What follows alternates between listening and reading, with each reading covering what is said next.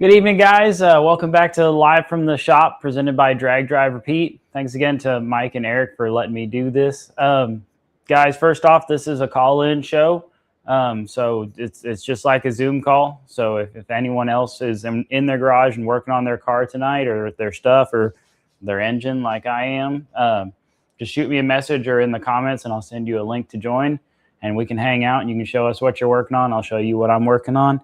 Right now I'm continuing rod bearing clearances, and then hopefully going to be starting to set the crank in the stroker Mopar tonight. So I'm going to get to work. Just hit me in the comments, and let's just hang out. Happy Friday.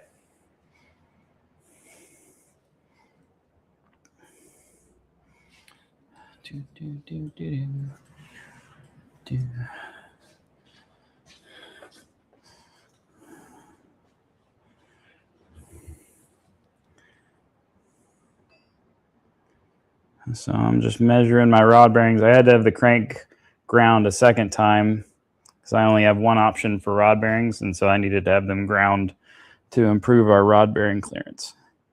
And so I'm just remeasuring so that I can check them one more time with a dial bore gauge and mark down my final clearances.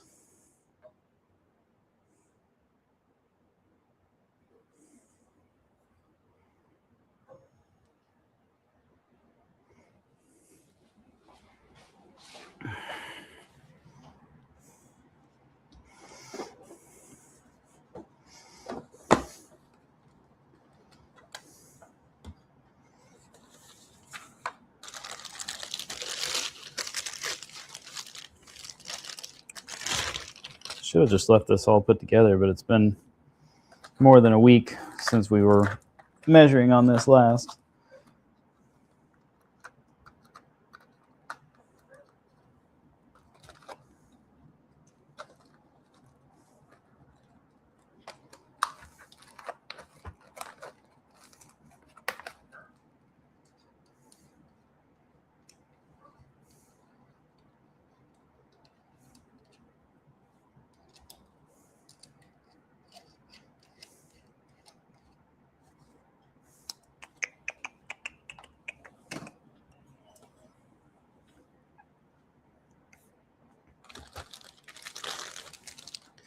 Usually I do this either Tuesdays or Thursdays. It's been mainly, I think this is our fifth night. I think 3 of the previous 4 were done on Thursdays. But I was busy last night, and we'll just see if anyone is in their shop on a Friday.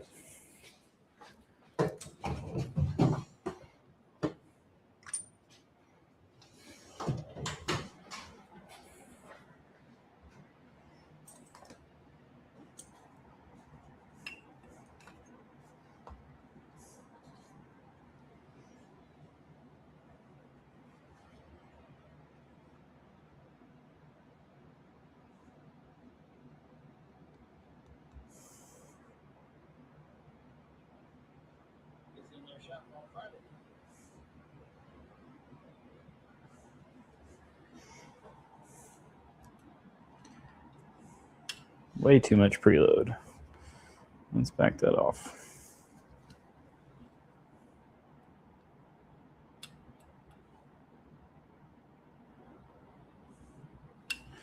That's close enough.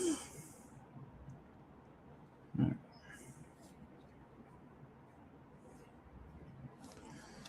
Make sure this didn't move. Okay.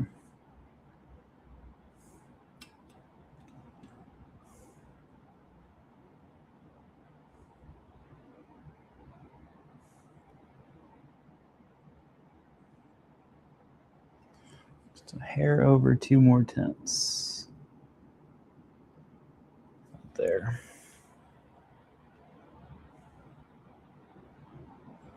What I'm doing is setting the dial bore gauge to measurement I took off the rod journal. As long as you write down what you do and what each rod is, it doesn't matter which one, but I always set based off the biggest one, That's just been my habit.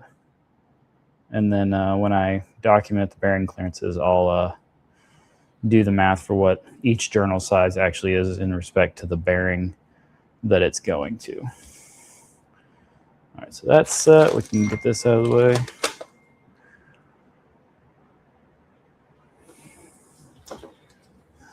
All right.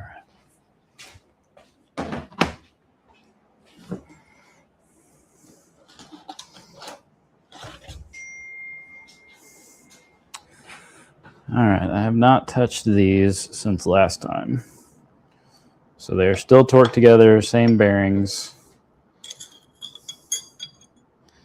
I don't expect a big change on some of these because some of the journals only got like a 1/10 ground off.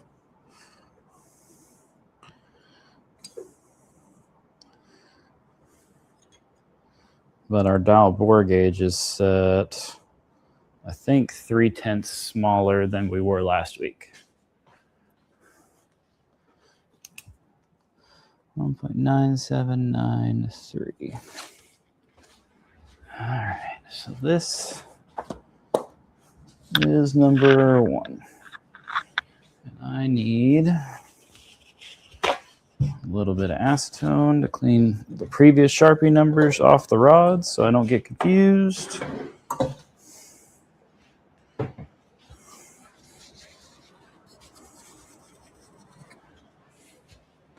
Let's bring this closer so we can see what's going on.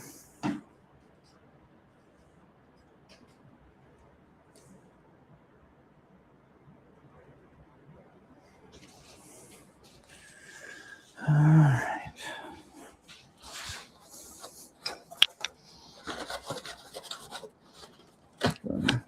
Wipe these while I have the acetone. And I'll be right back to start measuring.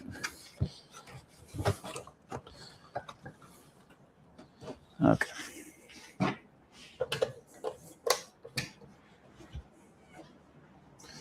All right, first one on the chopping block, cylinder number 1.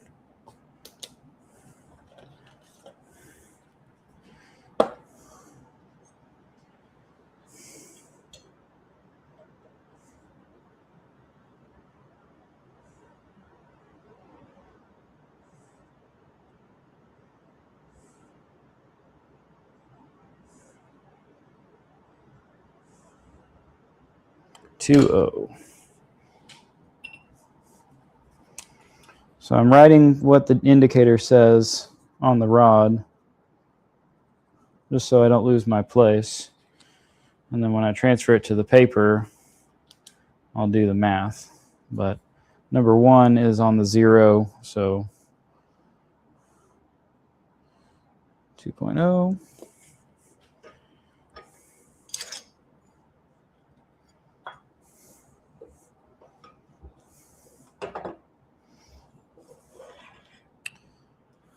Got mosquitoes in my garage.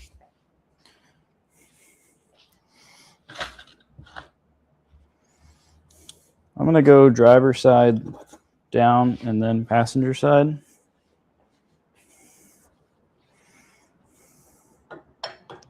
So now I've got rod number 3. And then if I've got, these will probably all measure pretty close just like they did last time, but if I've got any that I want more clearance on versus ones I don't need as much clearance on, I can play a little bit of switcheroo around with the bearings themselves. But I'd rather not move the rods because they're already marked for where they have been in the past. T-Town Garage. Hey man, my stroker kit. Got my stroker kit, but at camp with the family this weekend, or I would join you. Dude, camping's awesome. Hope you're not too hot in this weather, man. Have fun.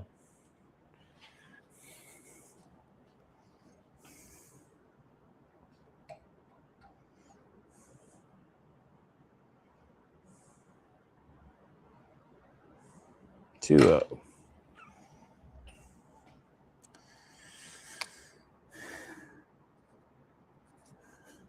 2.0. We get to add 0.2 to that, so 2.2.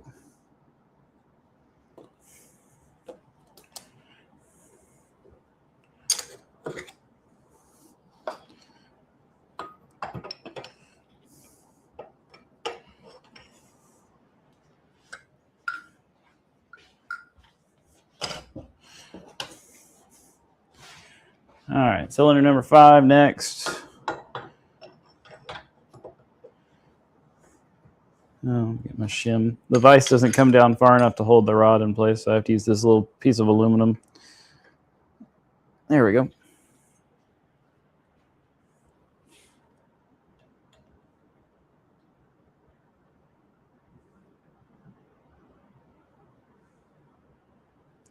All right, so that measures 1.9.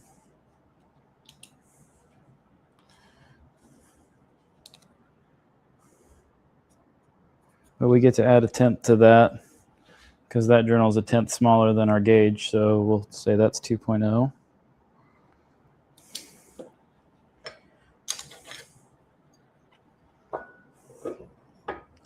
And these are it's a 5.9 Magnum block, which is like a Mopar 360. It's got 360 mains, but it's got 2-inch 327 Chevy rod journals. So, and they're cut 20 under. So now they're measuring. The biggest one measures 1 inch, 979 thousandths and 3/10.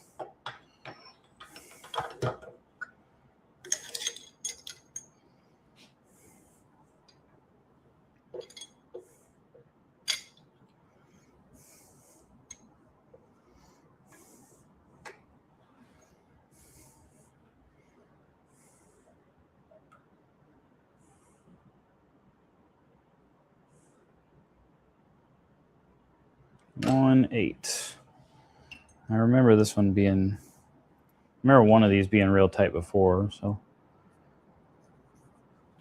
But we get to add 2/10 to that. So 2.0 currently. Oh, I have a grease on my hand that is getting all over the page. Where's that coming from? Oh, it's coming from the ARP bolt lube on these rods.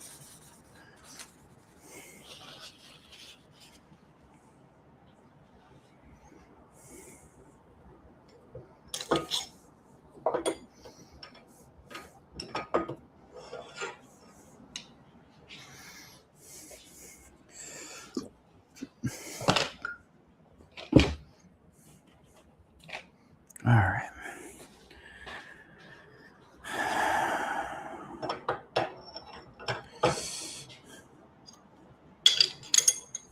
I have my apprentice Lou here this evening.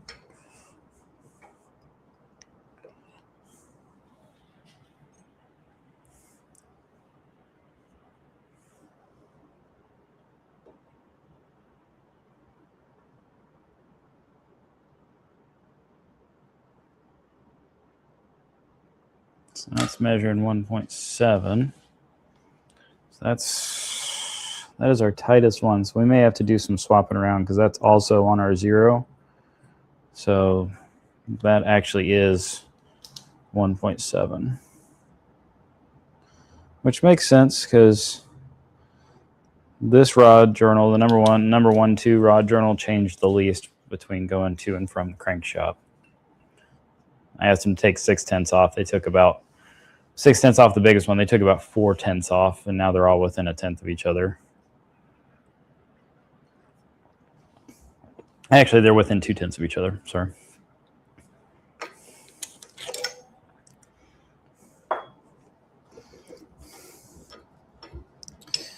Hey, we got 4 viewers. Hey, reminder, guys, this is a call-in show. It's called Live from the Shop. It's live from my shop, live from your shop potentially. If you're in your garage working on your stuff, shoot me a message and send me a link. I'll send you a link, and you can join, and we can hang out and chat, swap stories, and show everyone what we're working on.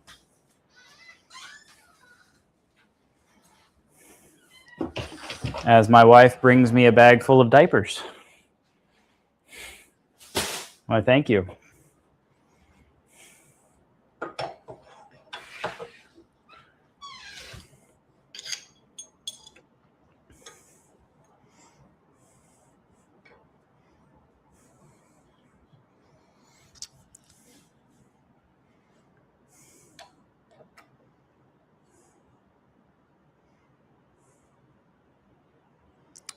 I got 1.9 on that.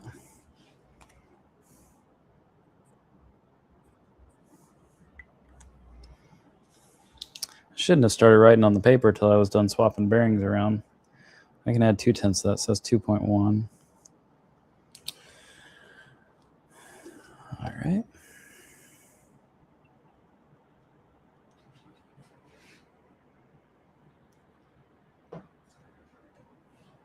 Here. For the 4 people watching, I'll show y'all. If no one's worked with a dial bore gauge checking bearing clearances before, let's see if I can get this here. So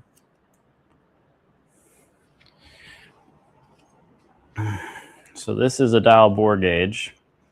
It's an arm on this button, and that goes in a round hole, and it actuates a shaft through the column here, and it presses on. This is a dial indicator, just a highly precise one. Most read in 1,000ths. This reads in tenths. And so we have this set at 0 on our largest rod journal with a turn of preload. So right about there would be 0 clearance.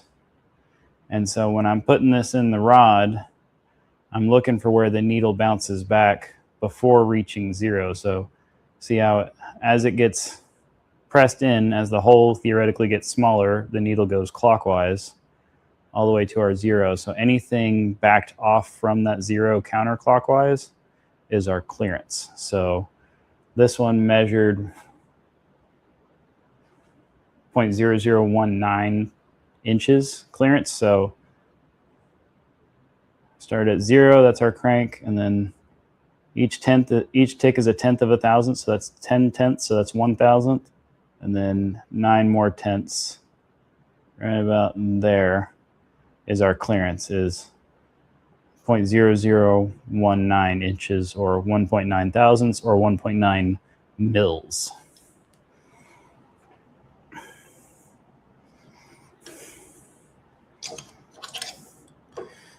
We're getting nerdy tonight. Nerdy on a Friday.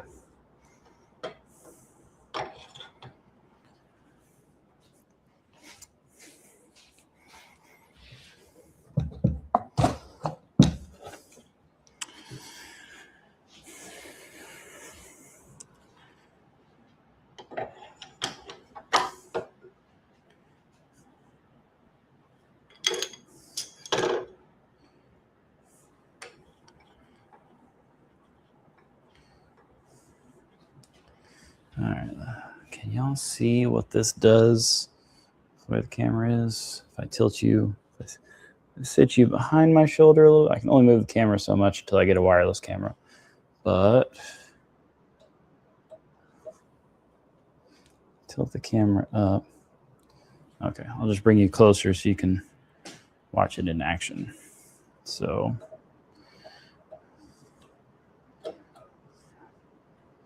I've got the gauge inside the bearing, and you essentially just rock it back and forth. And as you rock it back and forth, the needle's going to move back and forth to the smallest, across the smallest point. So it's getting smaller and getting smaller and getting smaller, and then as you tilt back across the axis, it gets bigger and bigger and bigger. So we're looking for that smallest point, which is 18 marks from 0, so that's 1.8 thousandths. So that's the clearance on that one.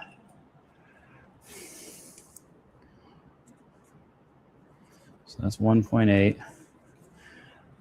And then I've got my sheet here. I don't know how easy it is to see or read.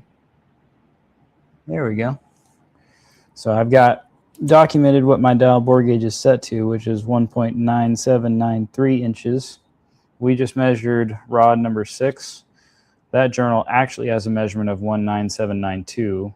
So this 1.8 that we get to add a 1/10 to, because the journal is a 1/10 smaller, so we get a 1/10 more clearance. So it's 1.9.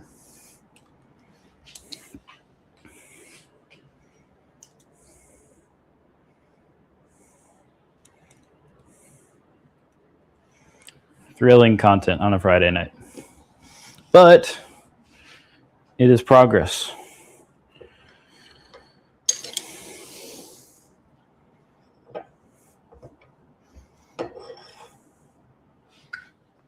Got one more to do before I start deciding if I'm going to start swapping bearings around.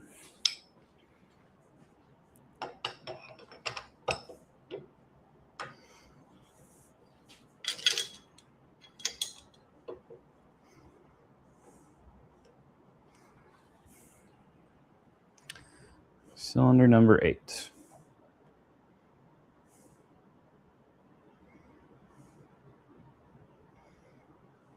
$1.7.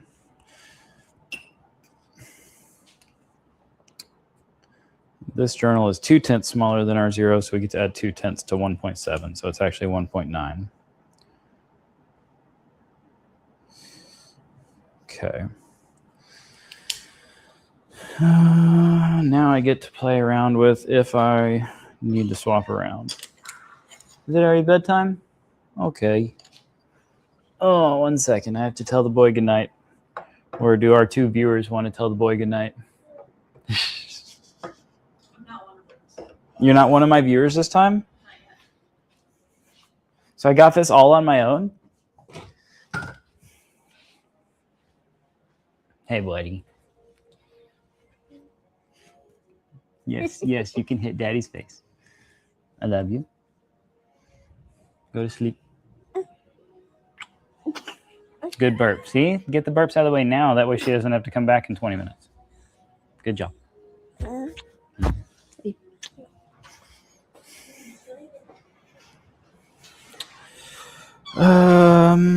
Okay. Let's look at this from the rod perspective. No, let's look at it from the paper. Okay.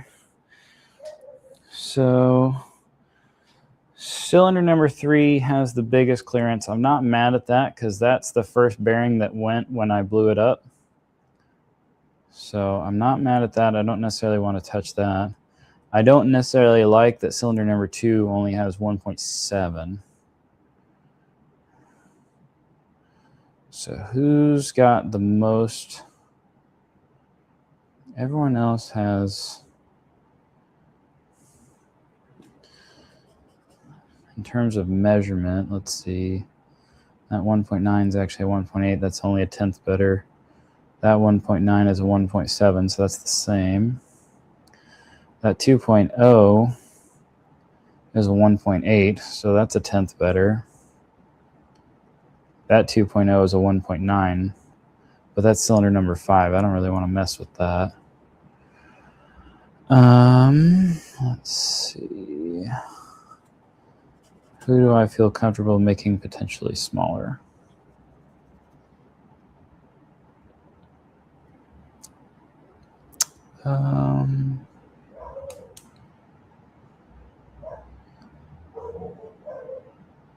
Cylinder number 4 is a true 1.9. That's 2/10 better. That's probably our best bet.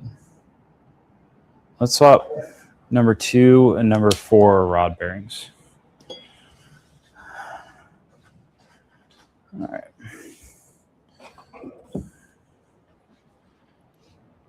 Yeah.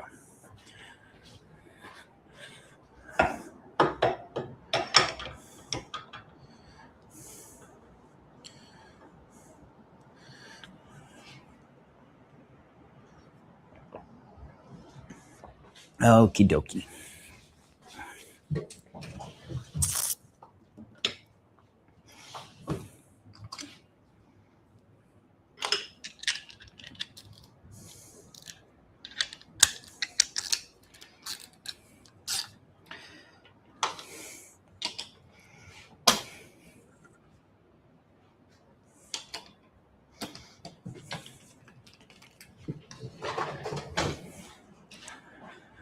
All right, let's see.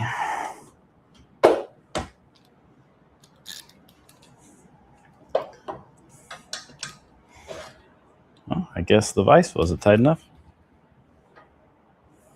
Okay,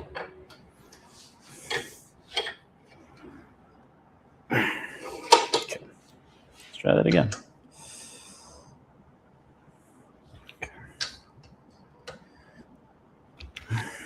I like this better on a flex head ratchet.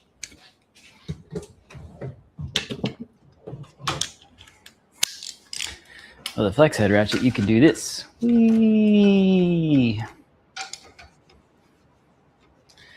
All right.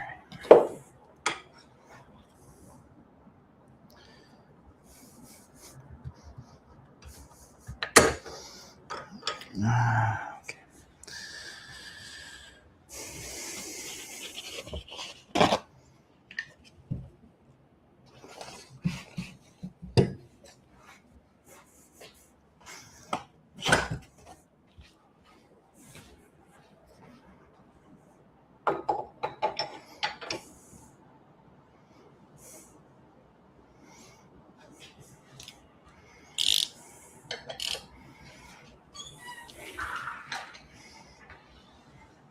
Hey there. How's it going? Huh? You sure can. Did you bring a funnel to make it easier to not make a mess? Would you like a funnel? Please? Yes, it's open. You pinch it. There you go.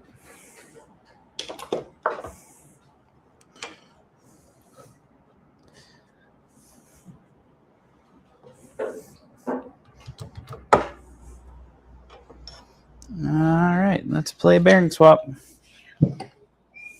Yeah, you're gonna want fun.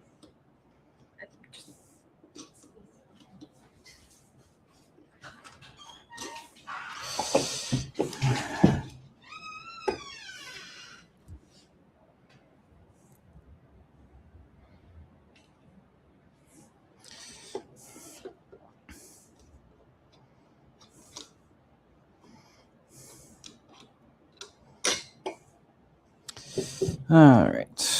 Question is do we think the issue is with one half or both bearings? Let's start by swapping the pairs as a whole.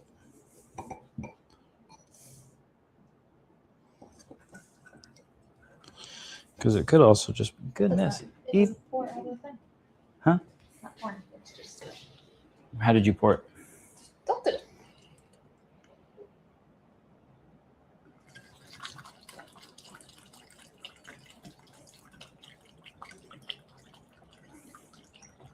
That's good. There you go. Oh, my floor is going to be really clean. All right, I had not done the caps yet. Ripped outside. Huh? The funnel's also ripped outside. Oh, well, I mean, you've had that funnel as long as I've known you, so. Pretty sure we had that funnel in college. Yeah.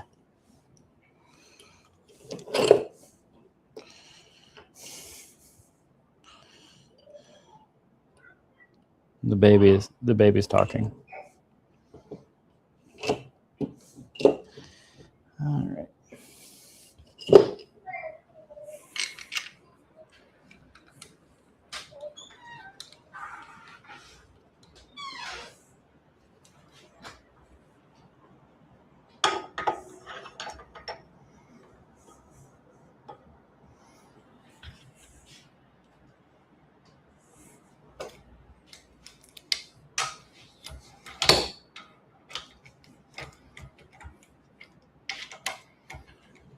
Gently pull it together.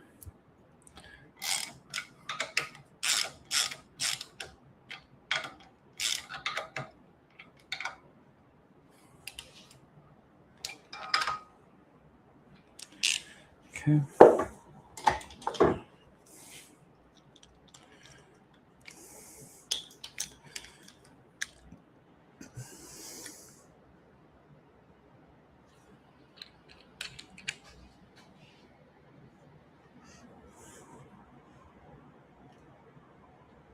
Jan Haas says, I spy rotating assembly stuff. You sure do. We just had the crank ground just a little bit because our bearing clearances were a little tight last week. So I'm rechecking them now. They are better. It looks like I asked them to take like 2 to 6 tenths out of them. They took more like 1 to 4 tenths. But at the end of the day, it's a tenth or two. It'll take it out of the ablative coating on the bearing itself if it needs it. So I'm not going to make them grind it again for me for free. So I guess I can.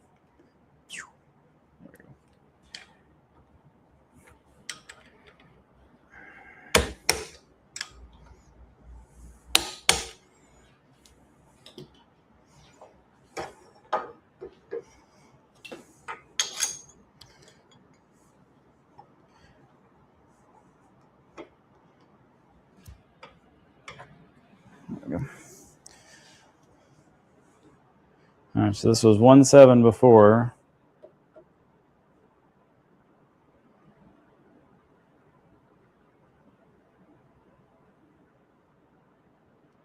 $1.8. I can live with that.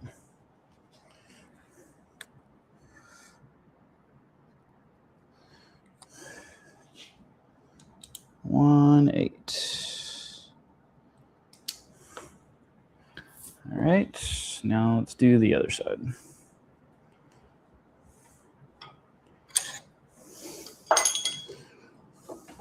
See if we shrink number 4 too much by stealing this bearing.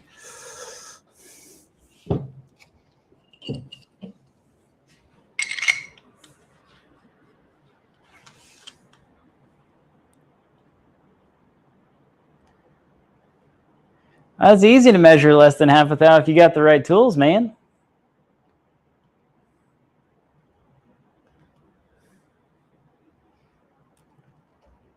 Yeah, my friend Lou bought this last week. It's technically his. We're going to use it when we put his big block together.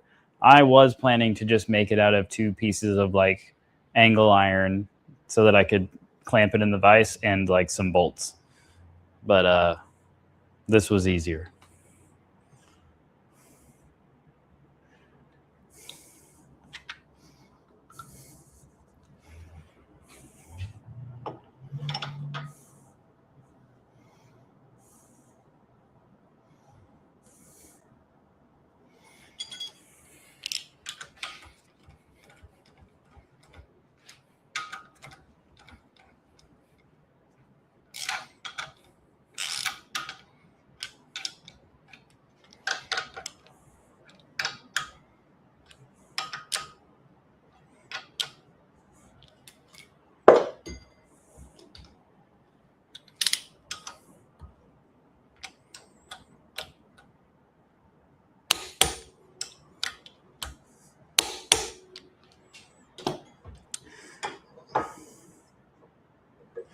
Let's see if we screwed ourselves.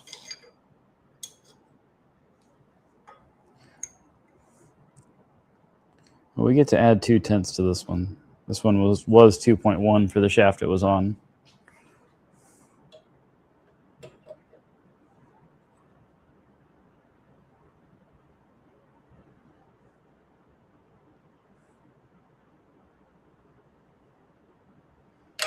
Still 1.9, so that one's clearance didn't change.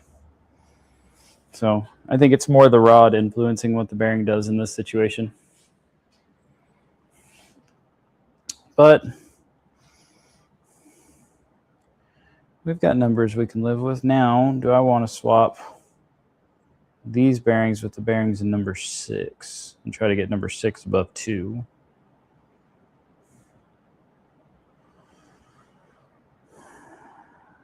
Technically, there's only a 1/10 difference between the bearings in number 6 and the bearings in this one, so I don't think we're going to do any better. I think these are the numbers that they are, and that's what we're going to run with. It's more bearing clearance than we had when I put it together in March.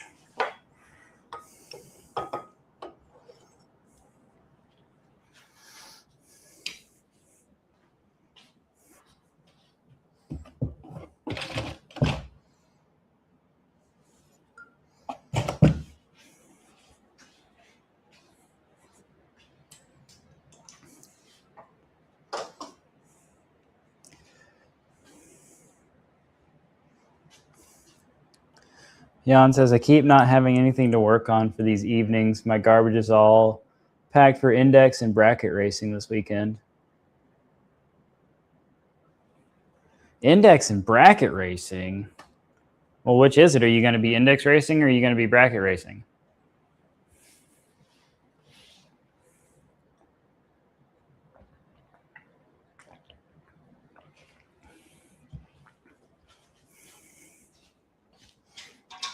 Okay, time for the star of the show. All right.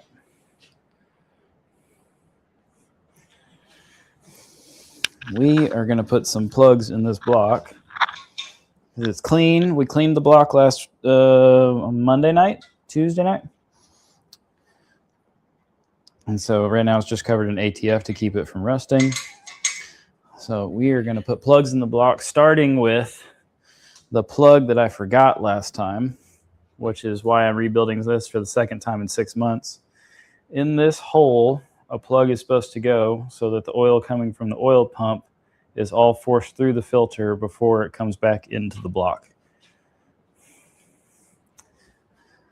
But I need to do some reading on which plug is which, because in their infinite genius, Mopar used two very similar press fit plugs in these blocks. And in actuality, they're only one Dorman part number apart. Well, that's frustrating. So I either have two boxes of the right plug, or I have two boxes. Or I either have two boxes of the plug I need right now, or I have two boxes of the plug I need for the front, because these are the same, and I'm just now noticing that. So which one is it?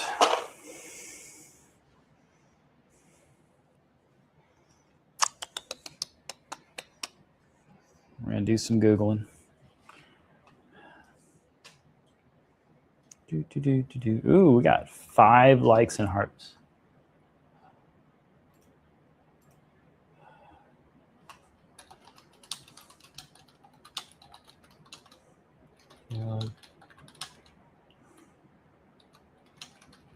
Size.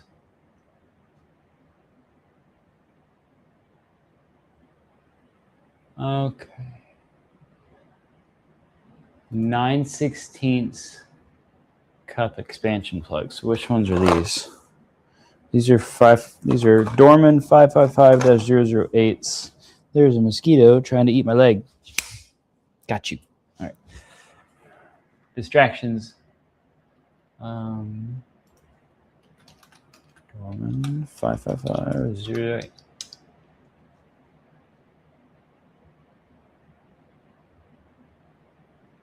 Okay, so I think I have the plug I need, and I guess I'm going to have to buy some plugs, because these are not the plugs that fit the front of the block. Yep, they're too small. And now I've got it stuck in there. Are they steel? I don't think they are. Oh yeah, they're magnetic. I just need a smaller magnet. Come here. Thank you. Okay. Well, we can do the most important and least obvious plug.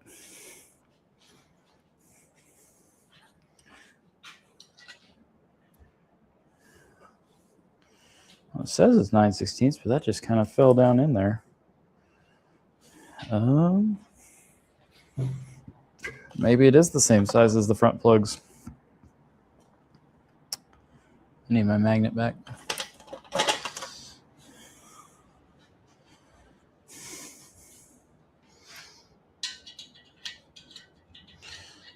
It's in there and it's crooked.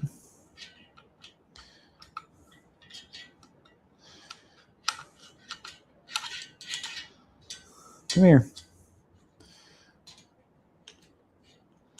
On this episode of Cole Goes Fishing, for something magnetic inside something magnetic. And it doesn't want to cooperate. Come here. I'm not going to hurt you. Come on. Thank you. Is there a step down there?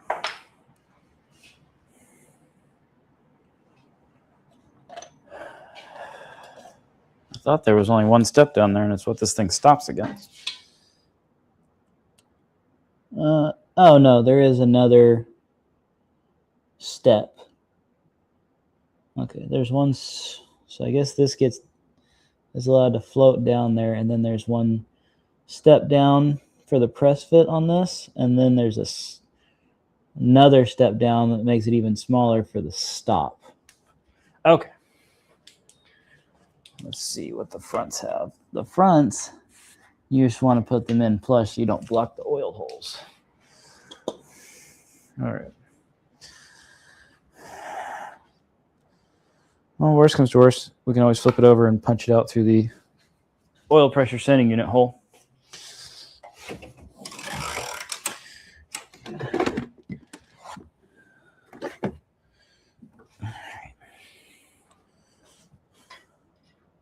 Is this my biggest punch? Yes. Yep. Okay.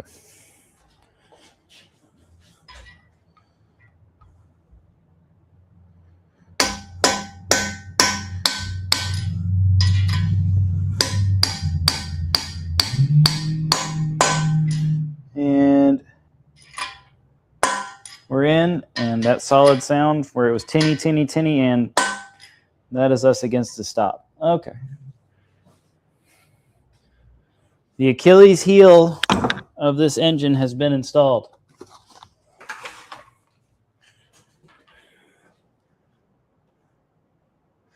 Jan says he's racing both tomorrow. 650 index, 8th mile, and Sunday is pro NHRA quarter mile bracket stuff. That's awesome.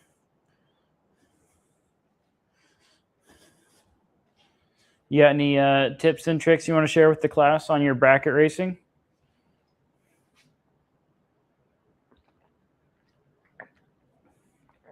Okay. Yep, we need some 555. I need to check my Amazon orders because I'm pretty sure I ordered 555009s, and I have in my possession 555008s.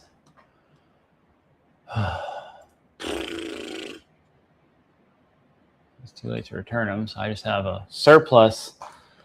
I could build 19 more. I could build 19 more small block Mopars and make sure they don't get grenaded with the amount of plugs I have that are useless for anything else. Hey, my intake gasket material's on the way.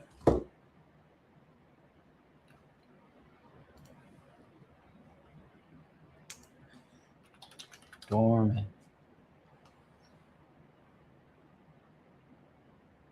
Oh, no, I ordered 555008. Like a silly goose. Okay. 555009. Does my local O'Reilly's have those, and I can pick them up tomorrow? I just need 2 of them. I can probably just buy 2. I hate when O'Reilly's website goes down.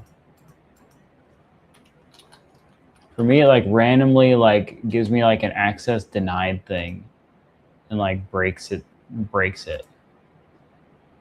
There we go. 555-009 Dorman plug. Not available.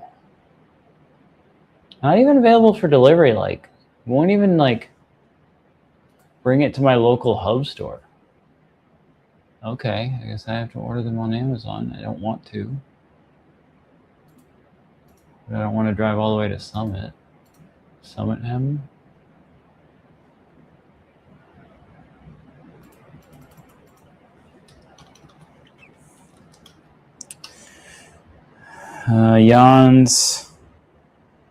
Jan's got some local race car friends out there at the track tomorrow, and his tips are don't change stuff and write down your conditions and tune-ups. Get real good and consistent with reaction time. Jan, do you have WAF Racing's Track Buddy app? It has automatic time slip scanning now too. So you just take a picture of your time slip and it uploads it into the app for you so you can log it under your car.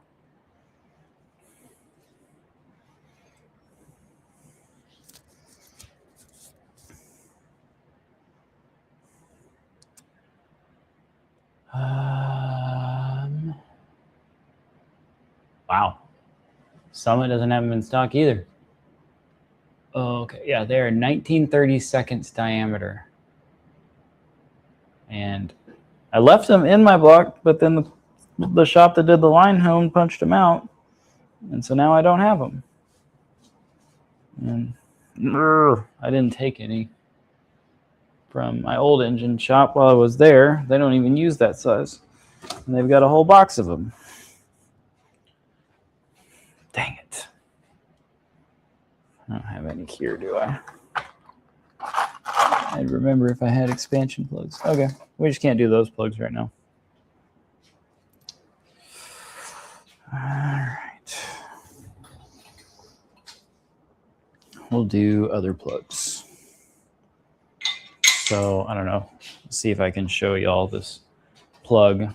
So if you have a small block Chevy, probably a big block Chevy, a small block Mopar. This is a small block Mopar. Probably big block Mopar has something similar too. There is the most important plug in the block, I think, just because it's the hardest to determine if it's there after the fact, is down this hole. Oh yeah, you can see it real well. See the shiny silver down this hole right here? That plug, so the oil comes out of the pan into your pickup through your number 5 main cap, which is here. Your oil goes through here from your pump, through here in the main cap, out the bottom of the main cap into this hole. That plug stops it from going anywhere but shining a light right here. This is your exit into your oil filter. And your oil is going to go through your oil filter. And if you have a conventional oil filter, it's going to go right back through this hole and then go through the block and where it needs to go. But if you don't have that plug in, that guy, your oil is just going to try to go everywhere all at once, and it's not going to do anything efficiently, and it's not going to filter anything. And that's how you wipe your main bearings with barely an hour of runtime on a fresh motor.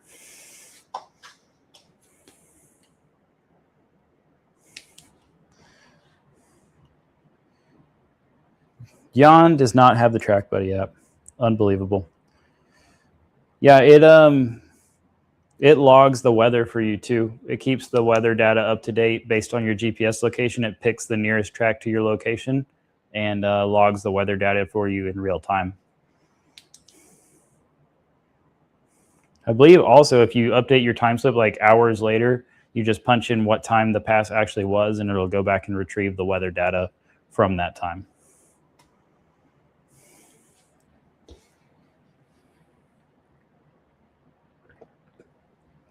And if you look at WAF Racing's Facebook or Chris Wozniak's Facebook, there's most likely a discount code too for that app. All right.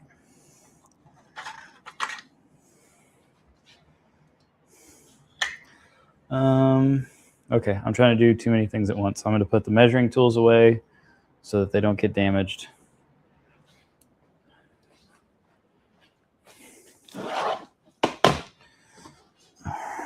Because they aren't mine. I am borrowing these, and so I do not want to tear them up.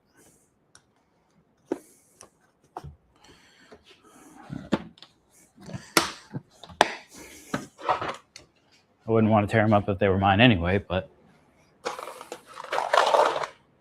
special circumstances here.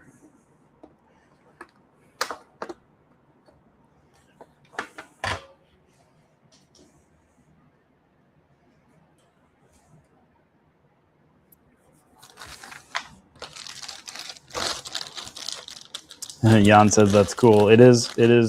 It's a really cool app. I've only gotten to make like 4 passes since I downloaded the app, since the app became available right before I blew the engine. But it is definitely a lot easier than trying to hold on to physical time slips, especially if you have a carbureted car that doesn't have a data logger. Your only other option is just to try to keep your time slips or take photos. And it is definitely preferred to just have them all there, and then you can log your suspension tuning. If you have a carburetor, you can log your carburetor tuning, and any changes you make, and you can save a bass tune and then just log what changes you made against your bass tune. It's pretty cool.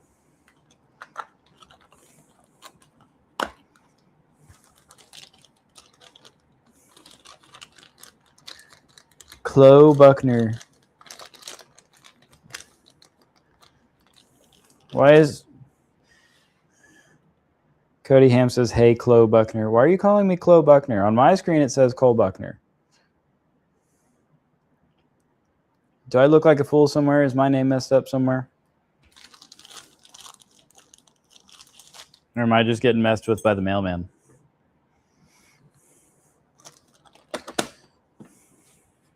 Do you know the mailman?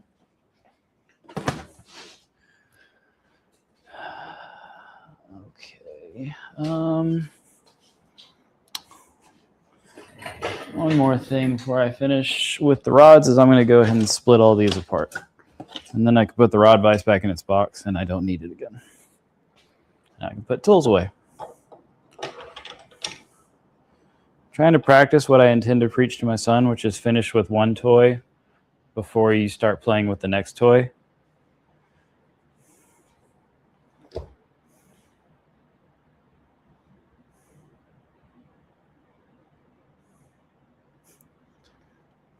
Joey Zaluka told Jan that he can come work on his stuff. Where are you at, Joey?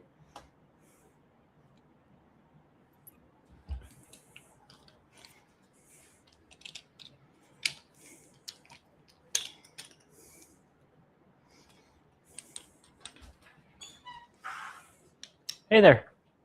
What's up? What? Oh, no. That's where it's coming from. I got narked. Dang it.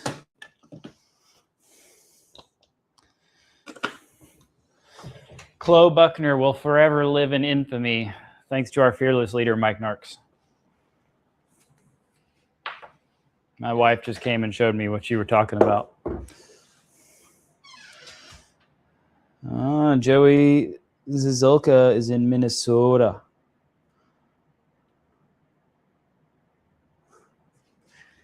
Joey, the only thing I really know about Minnesota is that's where the Sea Boys are. Some YouTubers. They're in Cormorant.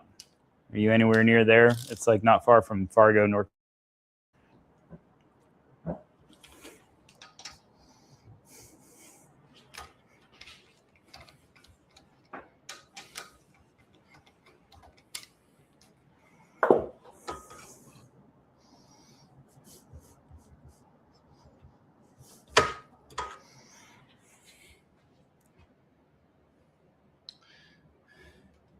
Beautiful name, Forever Cloe to me now. I'm actually headed to the DMV on Monday to get my license changed. Might as well just make it official.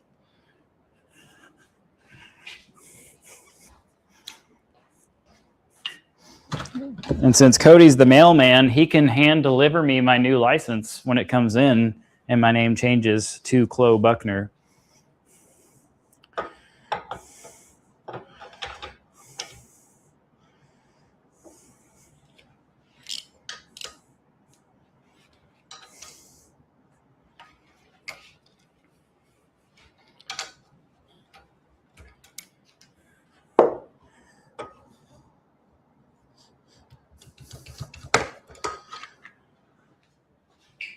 Need to improve the walking path. There we go.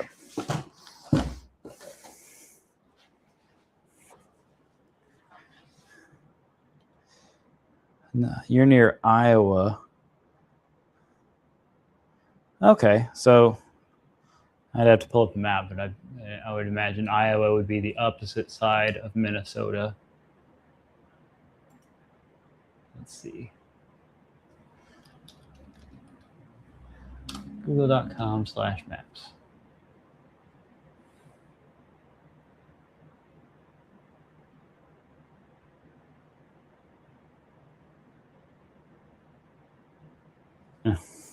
Let that load forever. Apparently I have terrible internet in the garage. There we go. Let's see.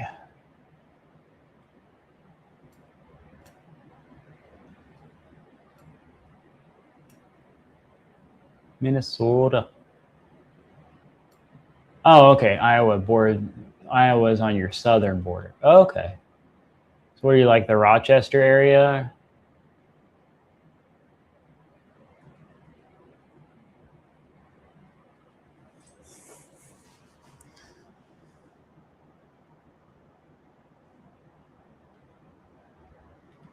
Jan asked when Cody's putting wheelie bars on the mail truck.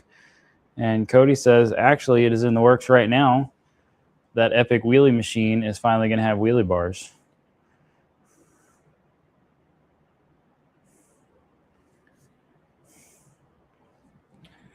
All right. Tight.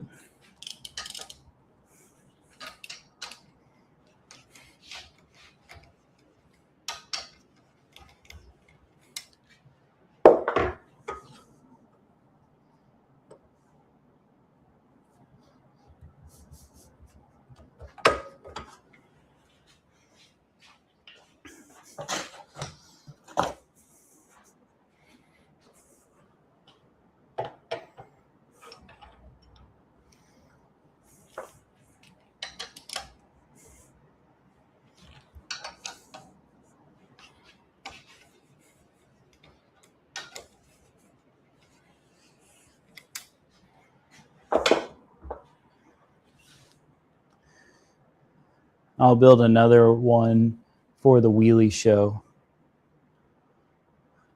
Joey says he's near St. James, which is west of Rochester.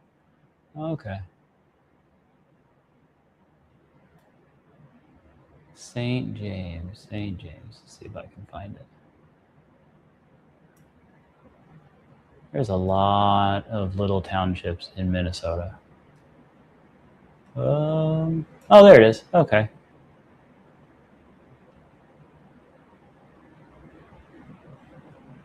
Cool. Friends from all over the country. That's the point of this.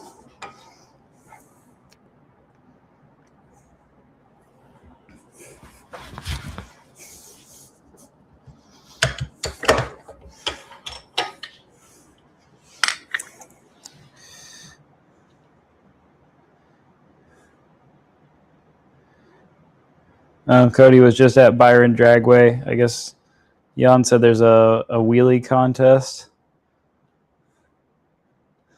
Cody, I have to ask, how often do people come up to you at the track and say that thing really hauls the mail?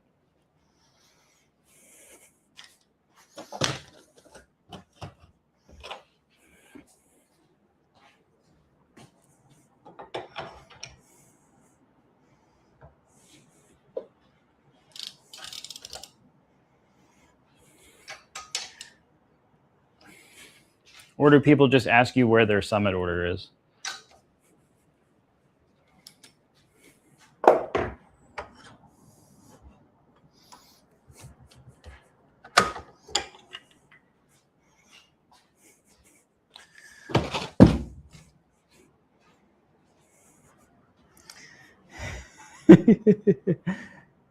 Every damn time, or I'll get my mail on time if you delivered it. Awesome. I tell them all they're getting from me is their bills. You should send them your gas bill along with their bills.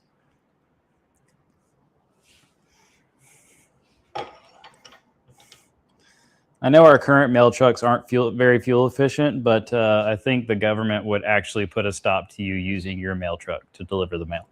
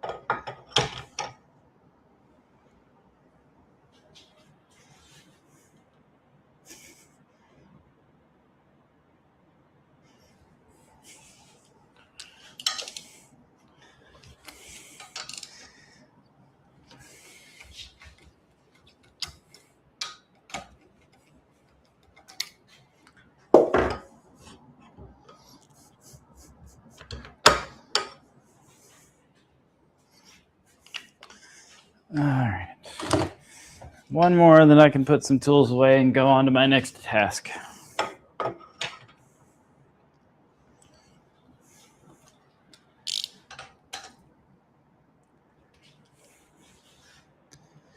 right, Cody's got to go to work. See you, buddy. See you next week.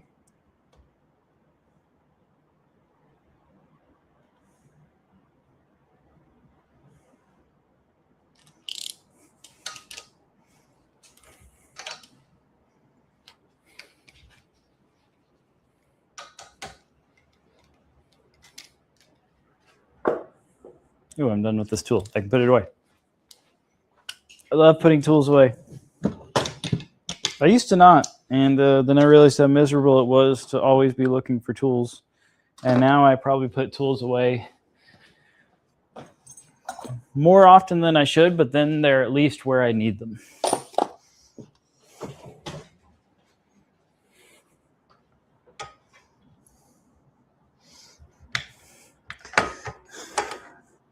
Building a car and pulling an engine twice has taught me just, if you ever come to a slowdown, a break, a stopping point, go ahead and just put every single tool away and then start from scratch, getting out what you need again. You might think it's a waste of time, but it saves so much time rather than looking for stuff.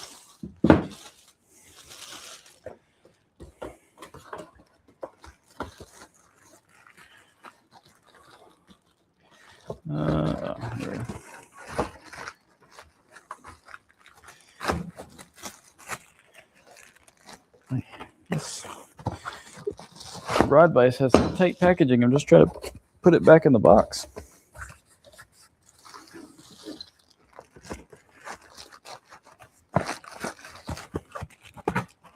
There we go. All right.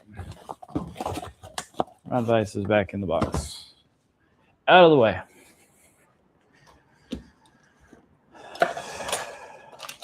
Sharpie, pen. Here's something we can do. We can make a checklist of all our plugs. Then we can check them off as we do them. Block plugs. Front galley ×2.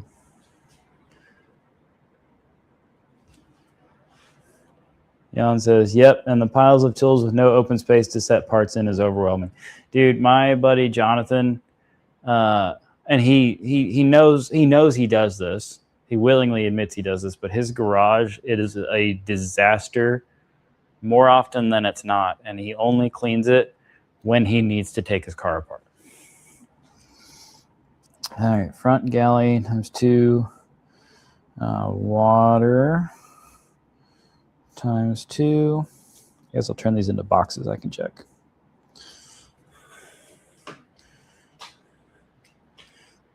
So that I don't screw myself, I'm making a list of all the plugs in the block.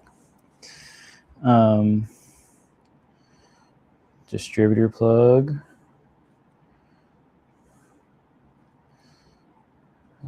Bell housing plugs ×3.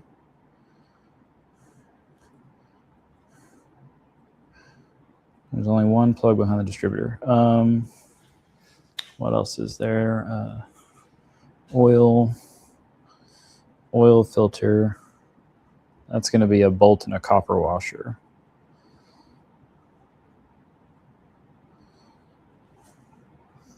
Bolt and washer. And then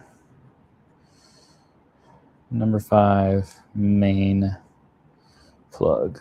And we can put a big ass check mark next to that. We did that one this time. All right, now we're going to do, I don't know, water plugs.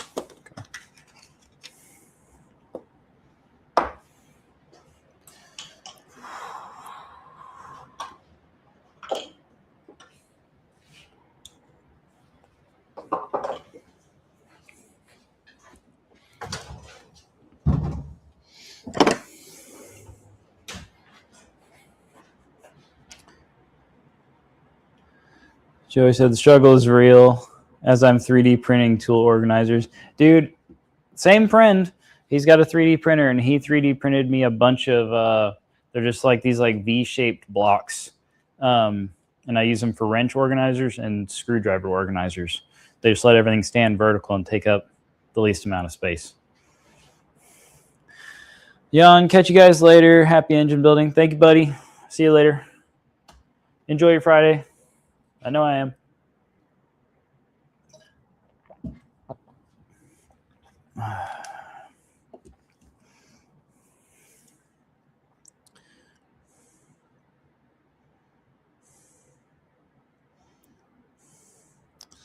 Shouldn't use this for a thread sealant.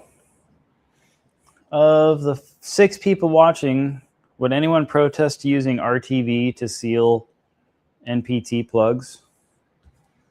Like black RTV? Or would you use like Loctite? Because that's what I have on hand. If I have to wait till tomorrow, I can go get stuff, but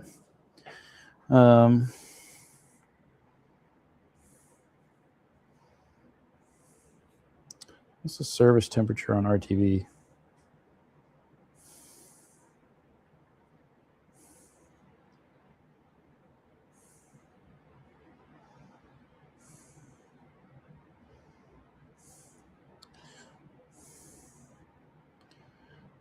This says don't expose to temperatures above 120, but I think that's for storage of the can itself.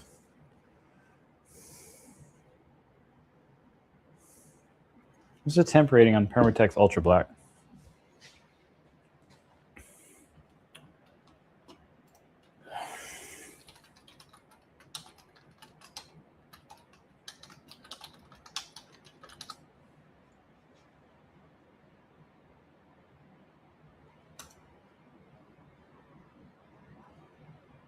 So Ultra Black gasket maker is good for up to 500 degrees. Okay, so I see no reason not to use that on pipe plugs, because I have been using this stuff, but I get oil drips every now and then, and I'm realizing this is just pipe dope.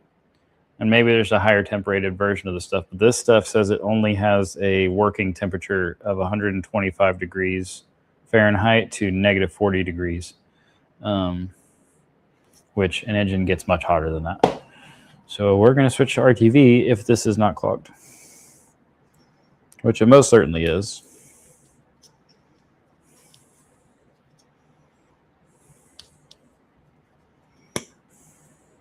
Oh, yeah.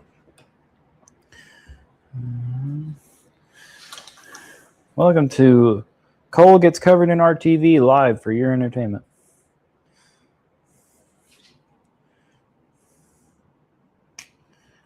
Ah, I got it all out in one piece. Nice. All right, the nozzle's unclogged. Now, what's it going to take to unclog the actual stuff? Need a... Oh, we're down to 4 people. RTV came out. No one wanted to get their hands dirty. I get it. That's how contagious this stuff is. You could be watching me remotely, and somehow you're going to have RTV on your fingers and on your keyboard when you're done.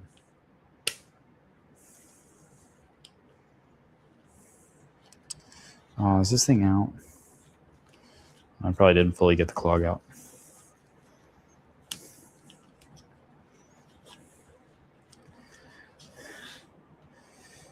Joey, got to get sweaty kids in the shower.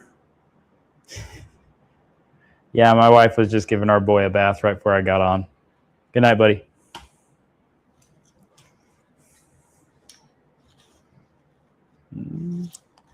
If I just puncture this, is it just a clog?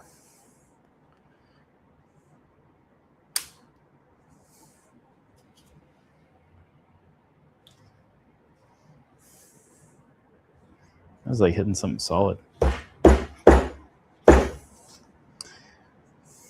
I think this can's done. That's really annoying because these cans have gone downhill. We used to be able to use these and like you could use the same can literally till it was empty. Now you put the cap on it, you seal it off, and they just They just plug up, and they're useless after like the first 2 uses.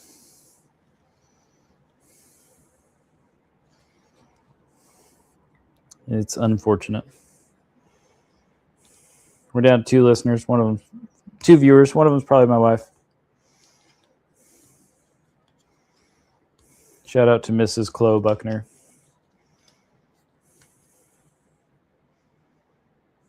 Yep. This RTV is done.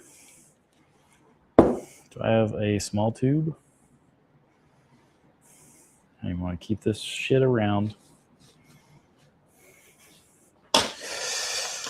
Oh, I hate RTV. I have any left? Ooh, I do.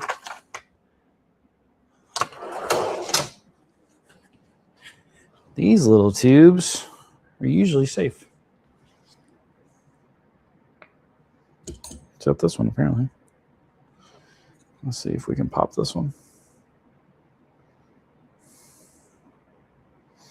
We need something sharper than an Allen.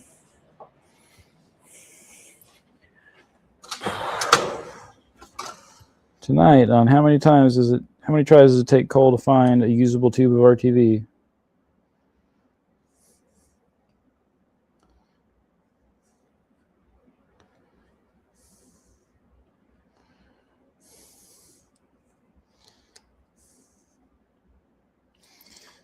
This tube might be like dried through and through. I just stuck a pick in there and it came out basically clean.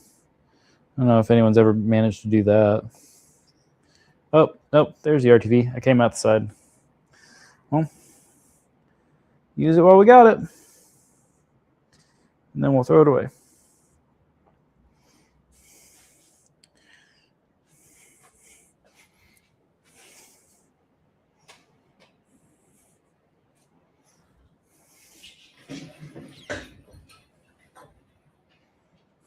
If I move you back, can you see the engine? Point you down. Okay, cool. There you go.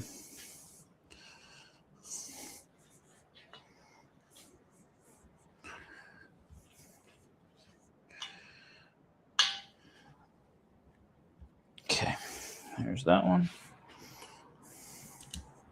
I got to go out and about to the hardware store anyway to find a bolt to plug off the oil filter for our adapter.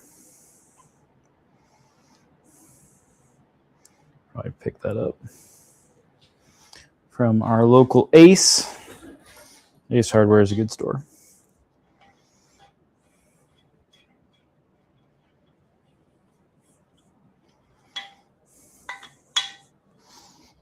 Okay. The water plugs are done. All right. That means we're done with this Allen, because all the other ones are bigger than this, right? Yes, everything else is 3/8 NPT or bigger. So we need 5/16, which is right here.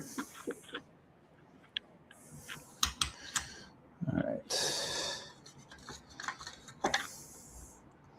Now we should have an extra plug when we're done. I'm gonna wipe this one off. It's got oil on it.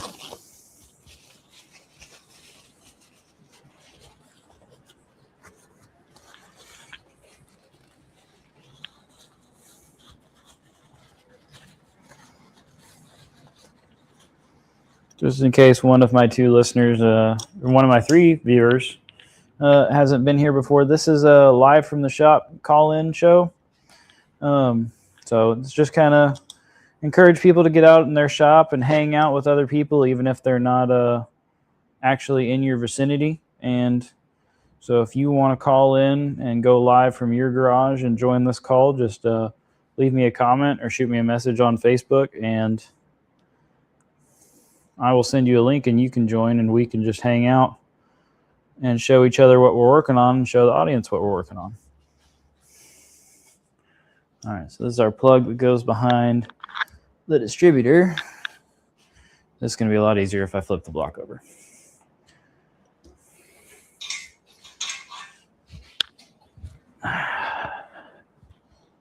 There we go.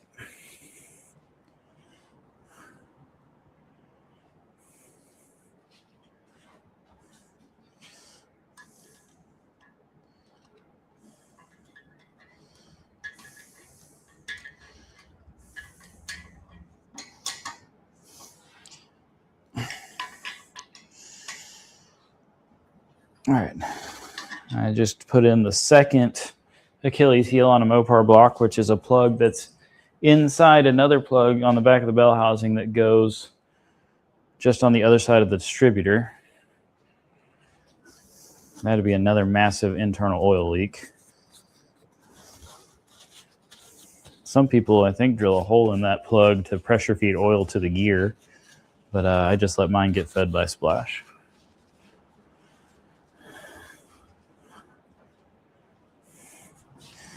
All right. 3 plugs behind the bell housing. And then that's it for the plugs that we got to do tonight until I go get... I guess I have to order those press plugs that they don't have anymore at Summit or even at O'Reilly's. I wonder if AutoZone has them.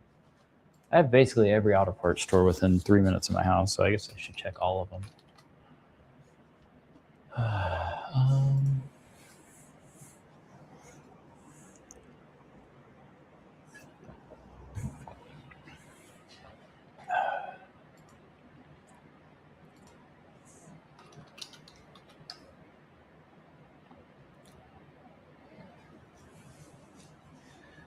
Unavailable at Denton Highway. Okay, not at Napa. Let's get in the zone. AutoZone, come on, let's see if you got the plugs. Why would you show me the AutoZone at Western Center?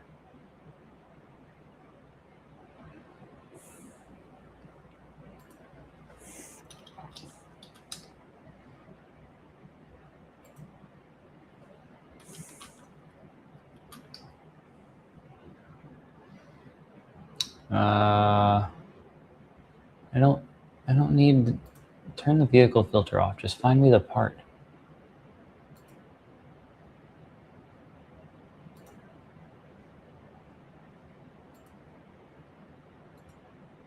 Oh wait, shop without vehicle. That's what I need.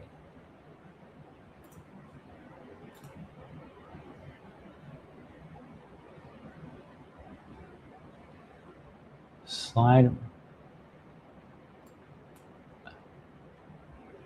Since when does AutoZone need human verification?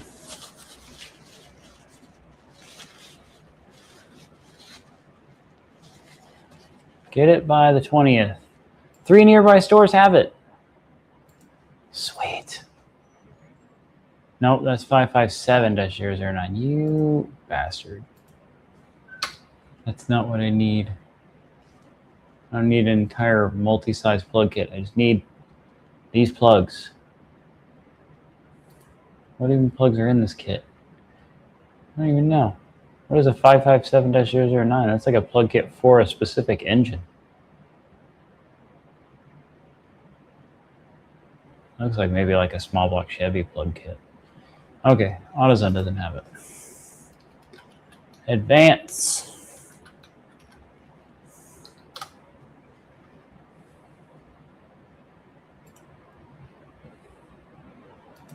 I can't believe it's hard to find this plug.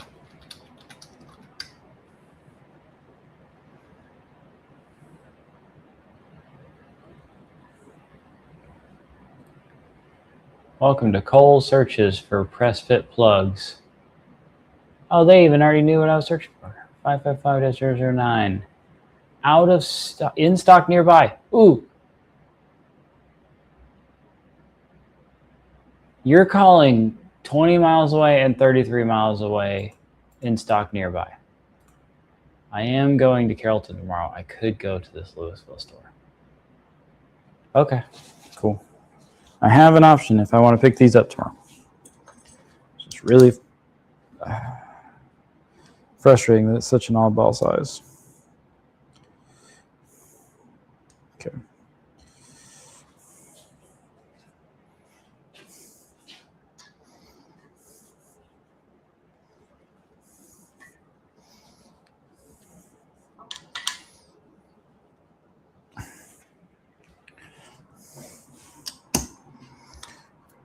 Give me more RTV out of your wound tube.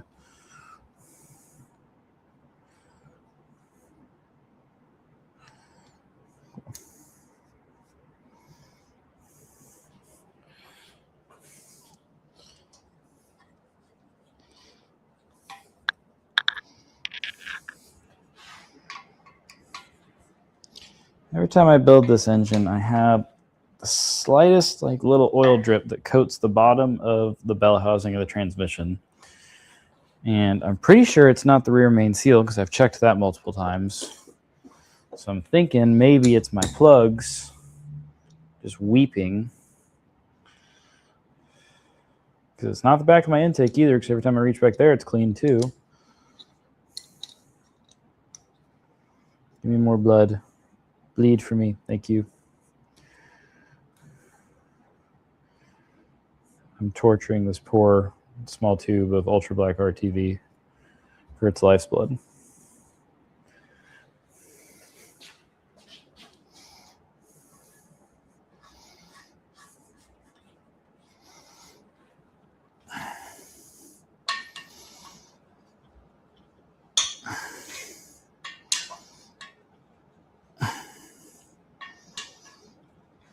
Okay.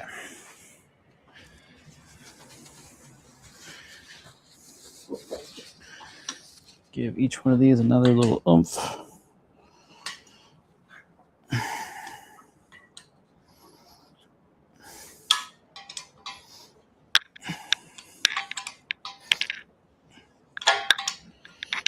All right.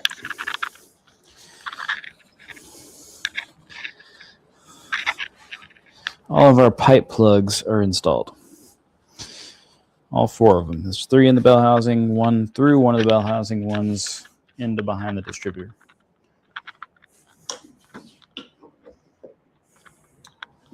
Check and check.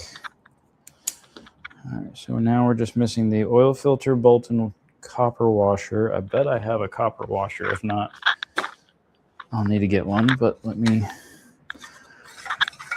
look at that.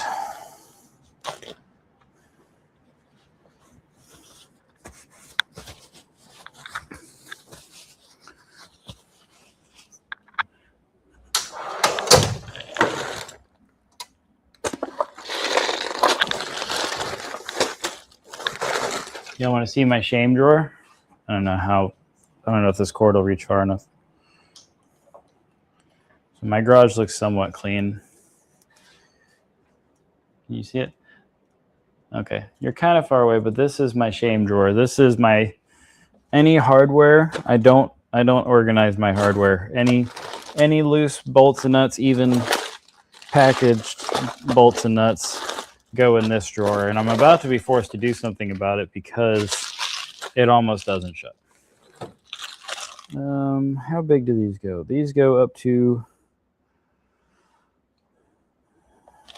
14 millimeter on the really big ones. Or is that 18 millimeter? I don't think that's big enough for what we need. So we'll need a washer, or we need to do like an AN ORB with an O-ring. So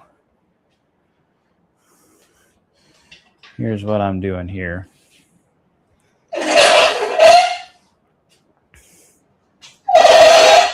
Loud noises, I'm sorry.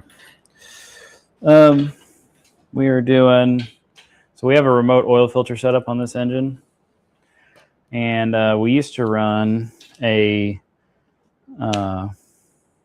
adapter plate that spun on just like your oil filter, and then it had 2 AN fittings on it. But I didn't really like it. It was really a pain in the butt to hook the lines up and everything on the car, and it ran the lines straight into the oil pan. The only way they fit is if they were facing this way and shot the line straight into the pan. So we tapped, so this is our oil exit hole. We tapped this hole, and then either one of these is an oil in hole. They connect to each other. So this is the straighter shot into the oiling system. So we're going to plug this with a 3/4 thread bolt and a copper washer. I need a bigger one, and some thread sealant. We'll plug that, and we'll have an out to the filter and cooler, and then a return. And so there'll be two pipe thread to AN lines, and the lines will just 290s will come straight off of that, and it'll be tucked nice and tight out of here, and they'll be further apart, unlike my last setup, so that I can reach them both with a wrench. But my collection of copper washers does not go big enough, so I need to put on the list that I need both a bolt and a washer. Because 3/4 thread is not something I just hold on to. I just keep in stock. Is it the same size as this? It is literally the same size as my crank bolt. So this is a factory Mopar crank bolt. It's the same size thread as that.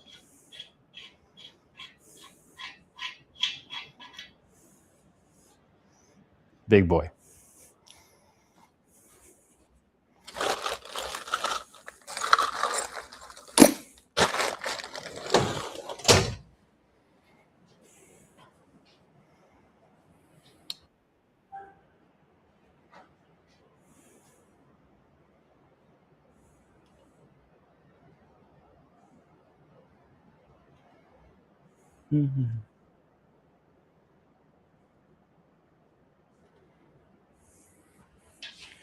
Okie dokie. Well, we are as far as we can go on. We've done our rod bearing clearance. We've got our plugs in the motor. I think we're good to set the crank in the block and start working on thrust clearance,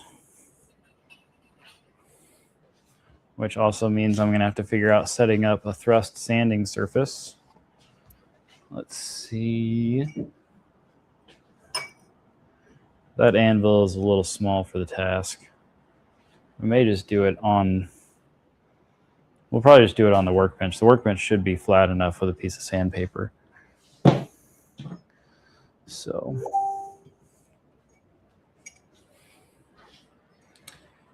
keep getting messages on Facebook, but I'm pretty sure they're just from my wife. They are. They're just more stuff for me to buy. More things she wants me to spend money on.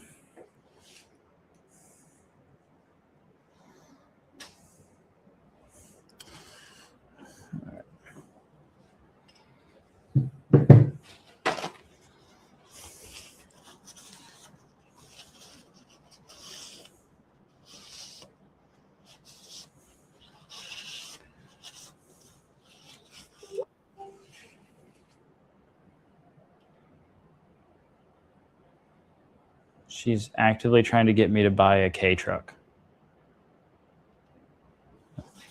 She's probably doing that because she's listening to me talk about her shopping for stuff on Marketplace.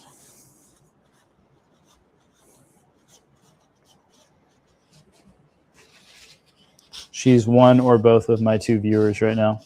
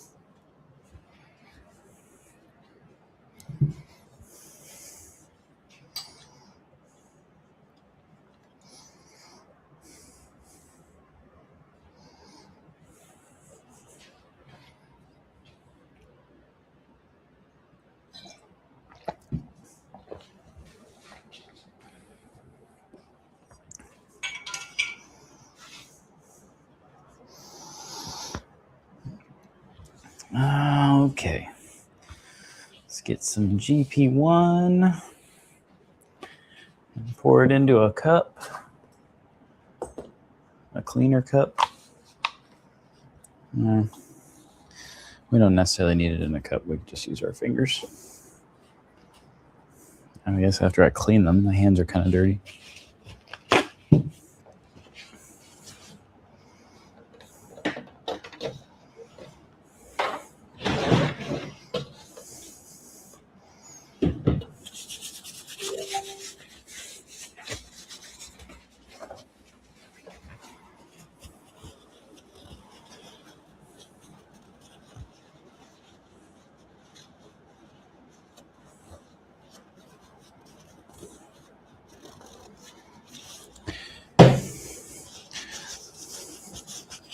I've never done it before, but why not actually use some assembly lube? Let's give our bearings the best chance possible after the torture I put them through.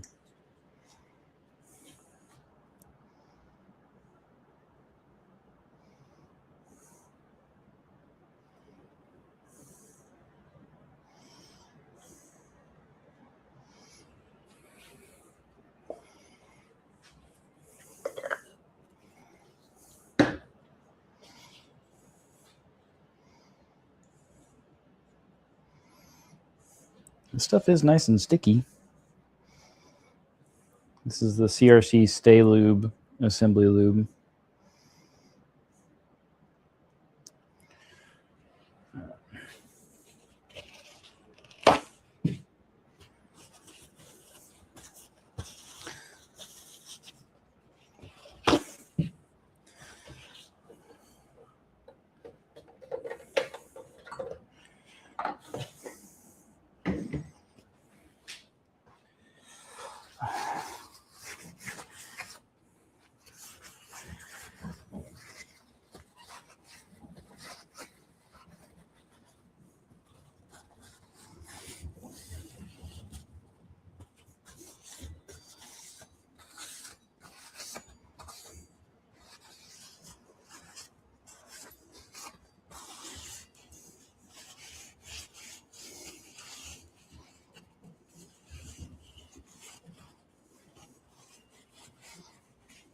Sorry, I'm over in the back corner wiping my crankshaft off.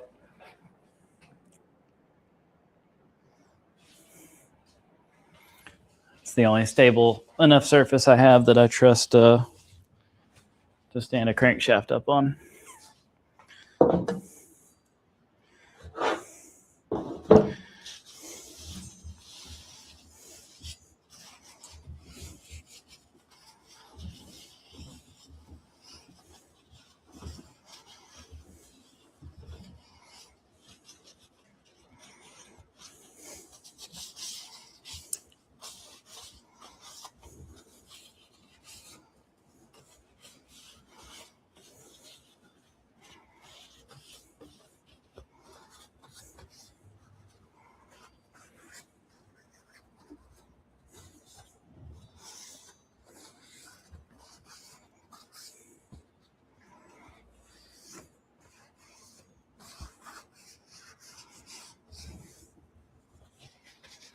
One more fresh paper towel.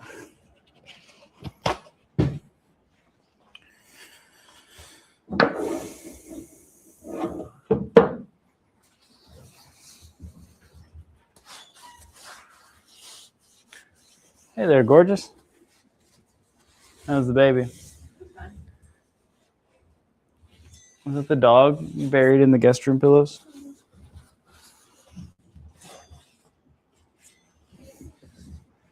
I think my drink's about ready to be refilled. I already have a can I brought out here. No, it's probably good.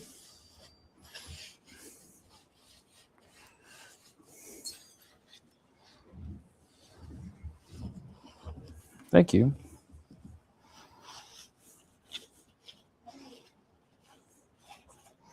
Huh? It says it up in the top of the screen.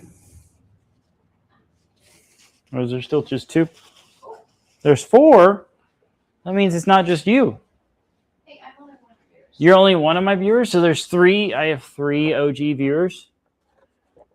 No, it's 3. Oh, we're losing them.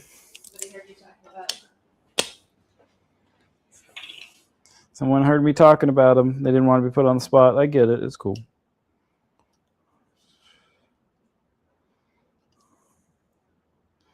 Now, what is the point of a straw if both ends are so buggered up it doesn't want to go in the can? All right.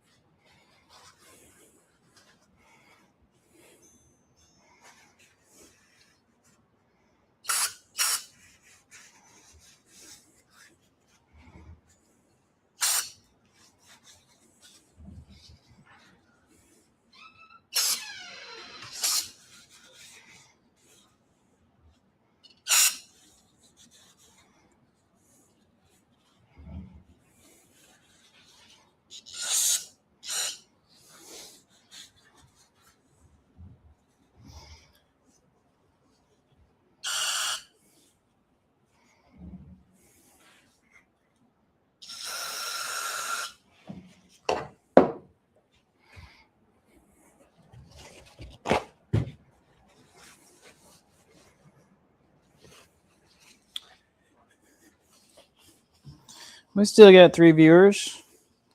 We're here working on an engine. We're hanging out.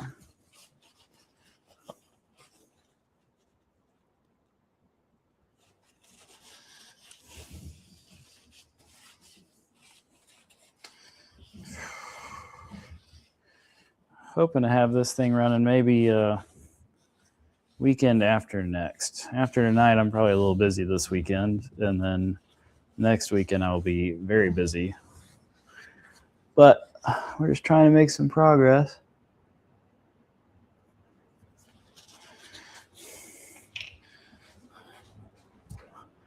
All right, crank is clean.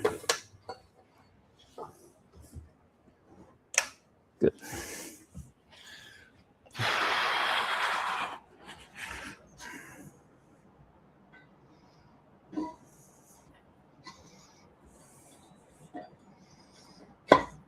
There we go.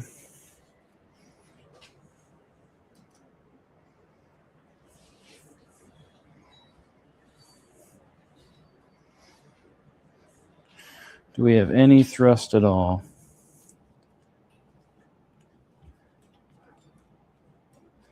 I feel thrust, which is good.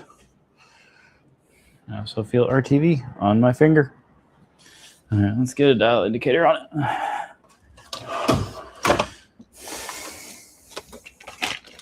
Apparently I left the magnet on in the drawer. It collected everything.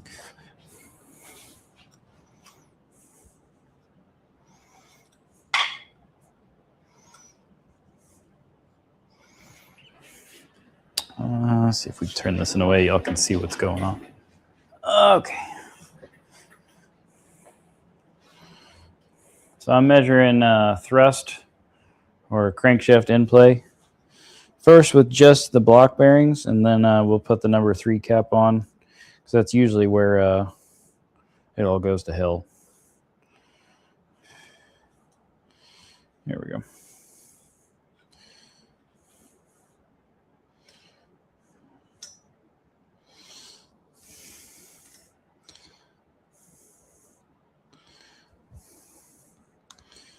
It doesn't really matter where the indicator is set. You're just watching the travel.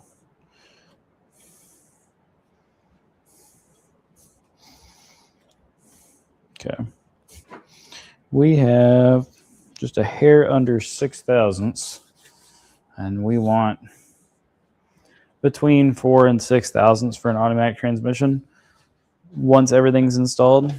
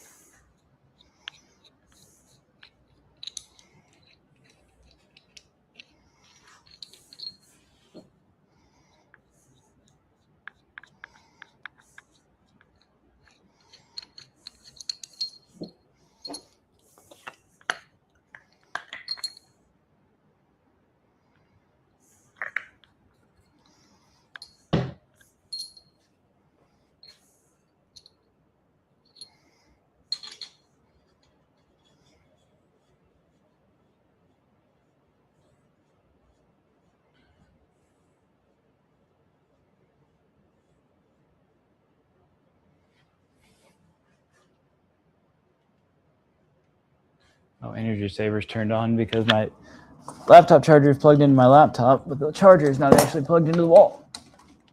Good catch. Okay, there we go.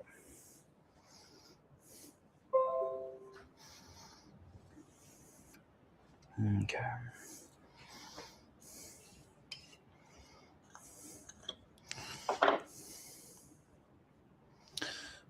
I don't know that I've ever met a thrust bearing that didn't at least need some sanding to get the thrust clearance where it's supposed to be.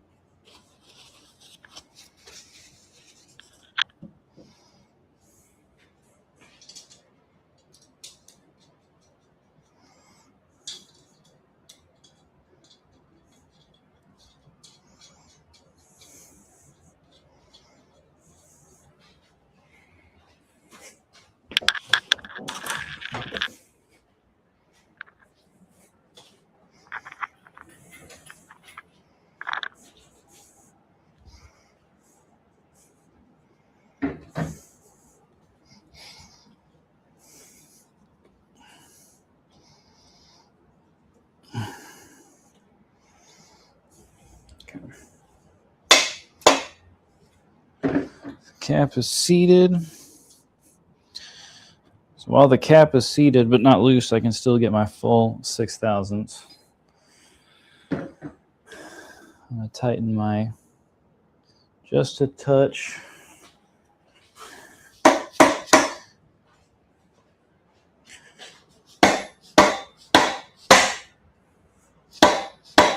Tap it all the way forward. Try to square it up as best I can with the back surface because that's really where you're going to see thrust load. So you want those to be the ones as flush as possible, and you want that surface to stay as thick as possible.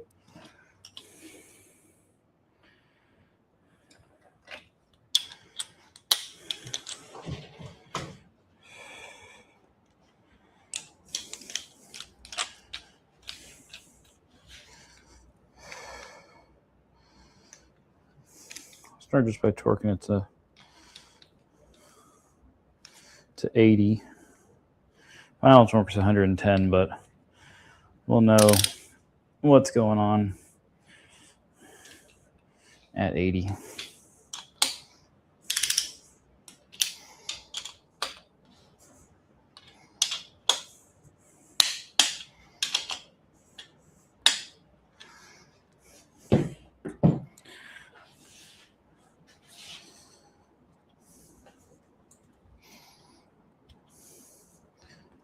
So we went from almost 6/1000 thrust to 2/1000 thrust.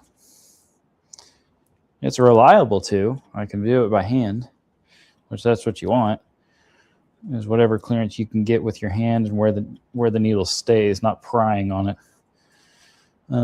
So we're going to need to sand the front side of the cap side thrust bearing.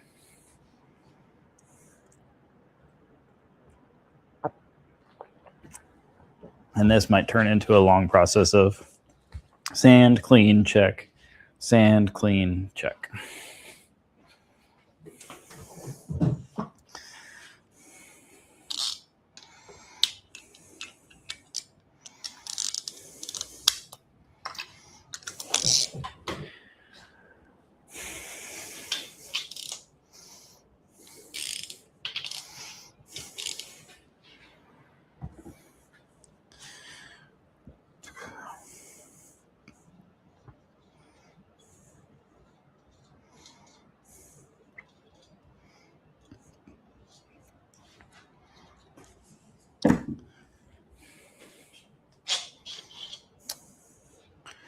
Okay, so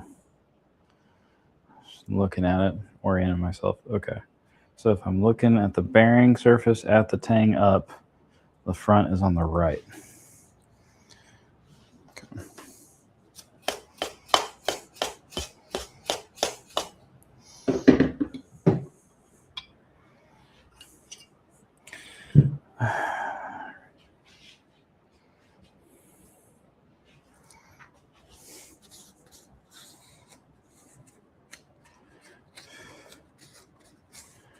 Now I need sandpaper.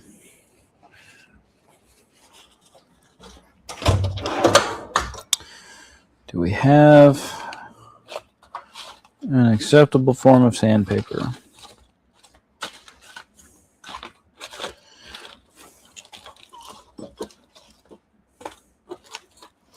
I have a bunch of sanding pads for my sanders, but they're all pretty rough grit. I think I may have to pause on this and go buy sandpaper. Those are 220. That's still probably a little rough. I think I'd rather it be like 400 plus. Yep, I don't think I have the sandpaper I want to do this. Okie dokie. So we're not doing that. I have 220, I have 80, I have 220, and I have 1500. I need something kind of in between those.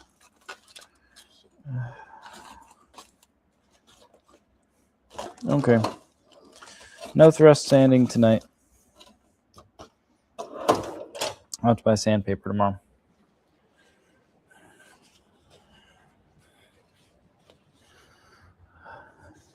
Okie dokie. The crank sets in. It spins about as nicely as it did before. It was never like one of those super easy free spinning engines, no matter how many times it's been line honed or which crank's in it. So let's just push that to the corner.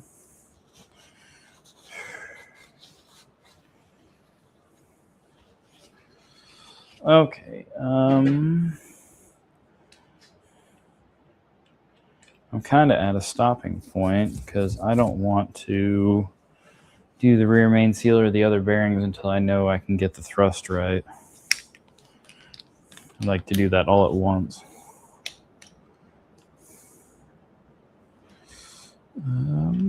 So what else can we do this evening, or should I just call it? It is a good stopping point. And we're about 2 hours in.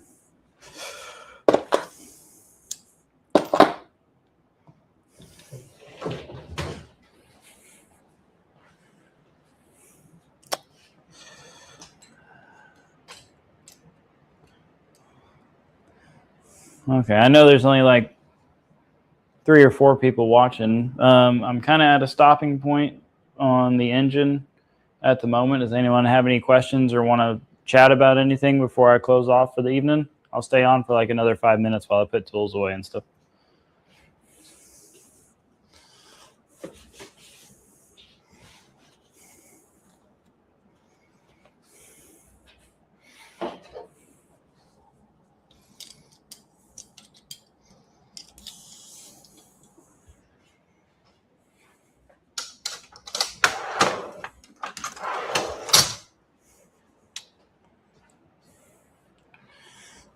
That's going to get knocked off. Let's set that on the table.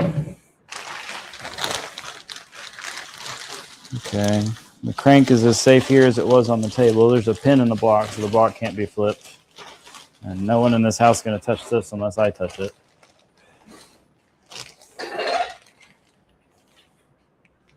Let's not ram it into the car.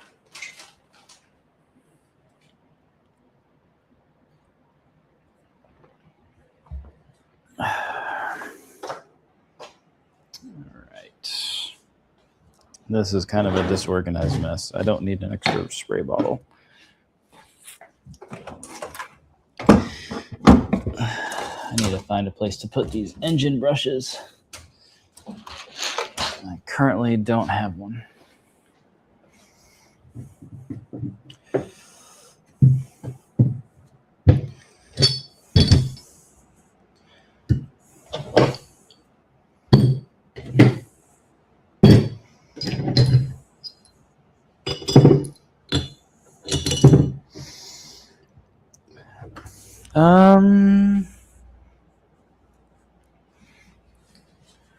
I guess I could get my new oil pump out and start looking at that. I don't know that I'm going to start sanding on it, but I could do like the quick blueprinting stuff and just measurements just to make sure it's good. Clear a space and set out some paper towels for it.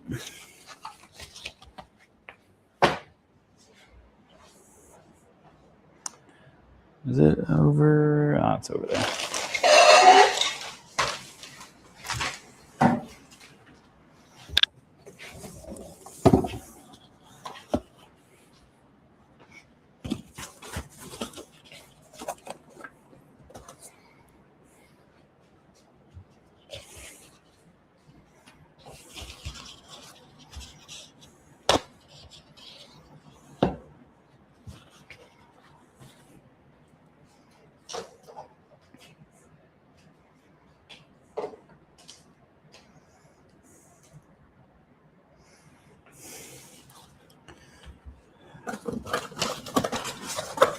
It's a new Melling high volume oil pump. It's like the 4th oil pump I bought because I keep having problems and blowing motors up.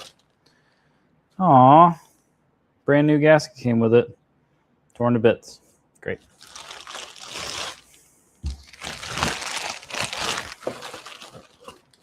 I have a high pressure spring in another pump somewhere that I'll probably take out and use in this.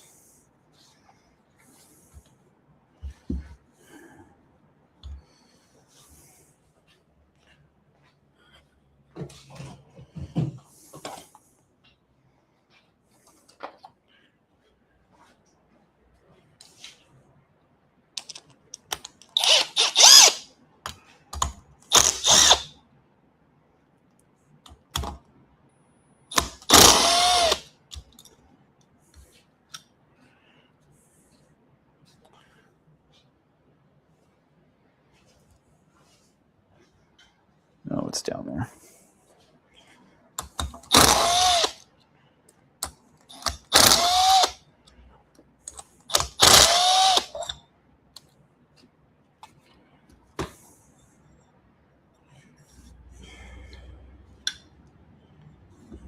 Okay.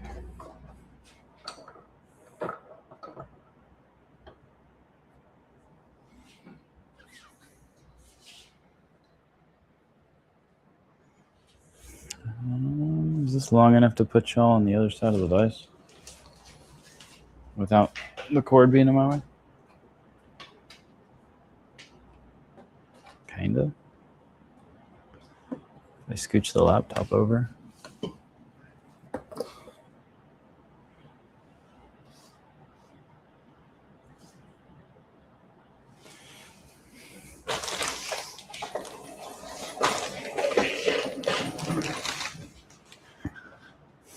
All right.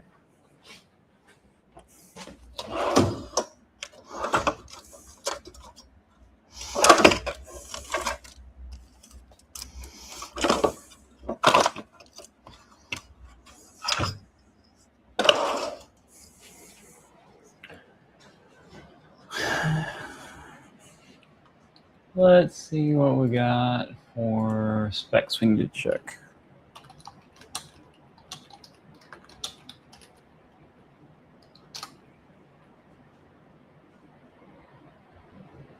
Poly318.com.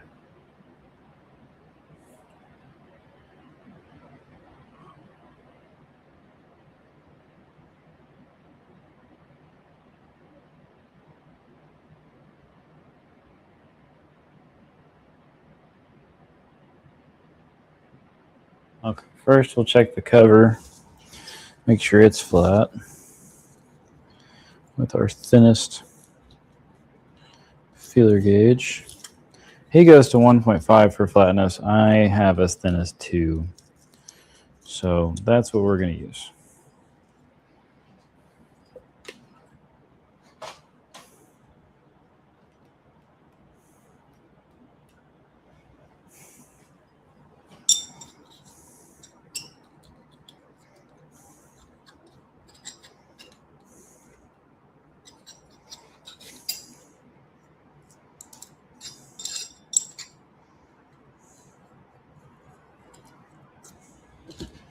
also just going to do the light test. See if I can see light underneath my ruler here. Very minimal and uniform amount. Probably for as this is not a machinist straight edge I'm using, so it's probably not the flattest thing in the world on its edge, but it's decent. Okay, that's pretty good. Remove the inner and outer rotors, wipe any oil, and reinstall them.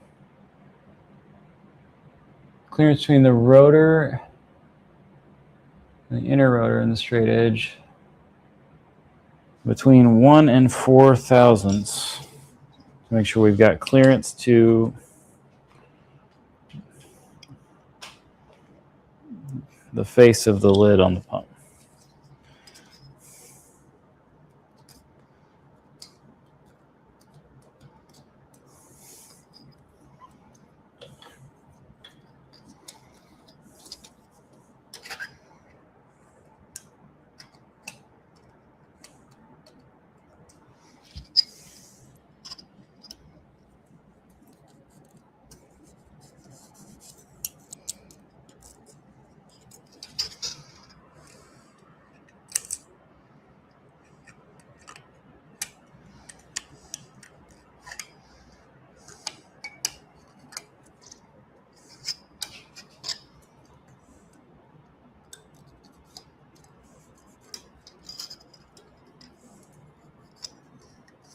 Okay, we've got that clearance.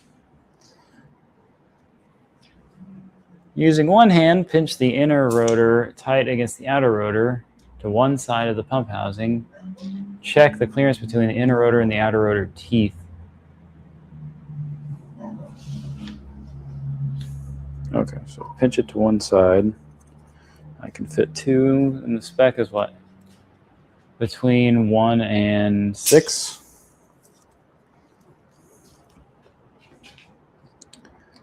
I've got about 3. All right. Rotate it around. Okay, cool. Remove the inner rotor. Now check between the housing wall and the outer rotor. Okay. That's 2 to 12. He got about 8. We're probably fine. Let's see. Start with 7. It is less than 7. Make a jump to 5. Yep, we are in the spec for that.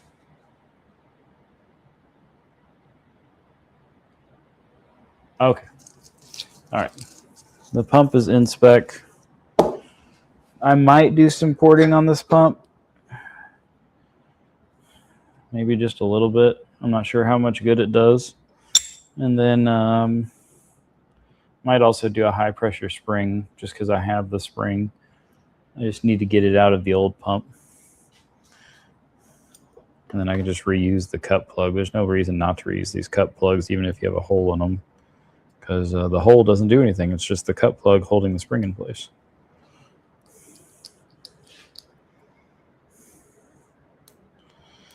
It's more just a pain to get the plug out.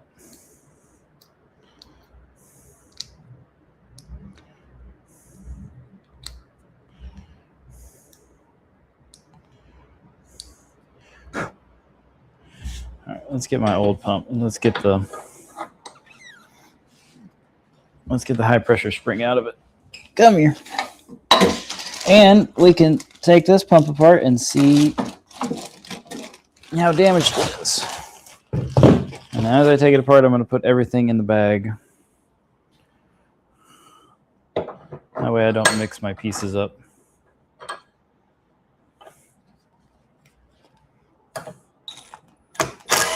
So this pump was literally on just for some idle time. I don't even remember if I took it apart. These screws seem loose, so I may have taken it apart already once. I put a big question mark on it. That's still got engine oil in it. There's a little bit of scratching. Actually, I think this pump was actually,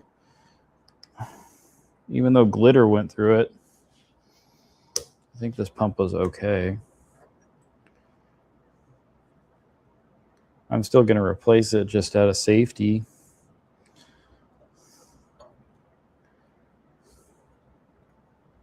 It's got a little bit of scoring. Yeah, some trash definitely went through it. Obviously, but there's a difference between a standard volume and a high volume pump. It's the height of the gears. High volume, standard volume.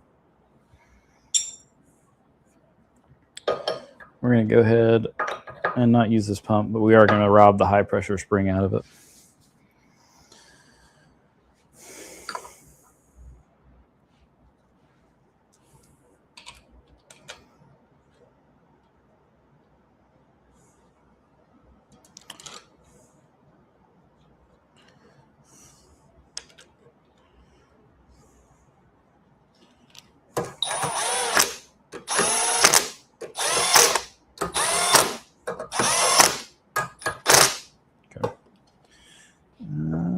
Let's see. There we go. Bring that over here and we'll be able to get our cotter pin out. And then get our cut plug out.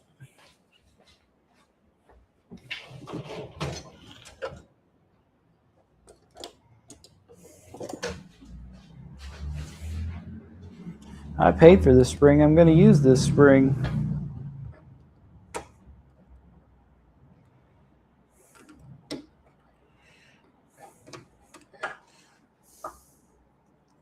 Got it.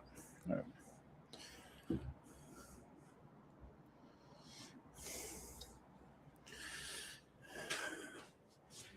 Now it's a matter of sending a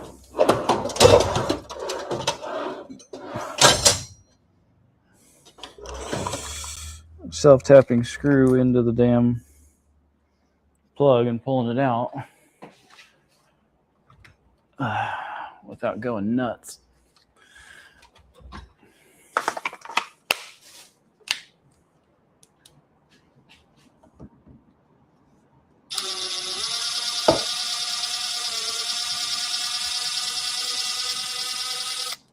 Probably easiest to just pre-drill a hole.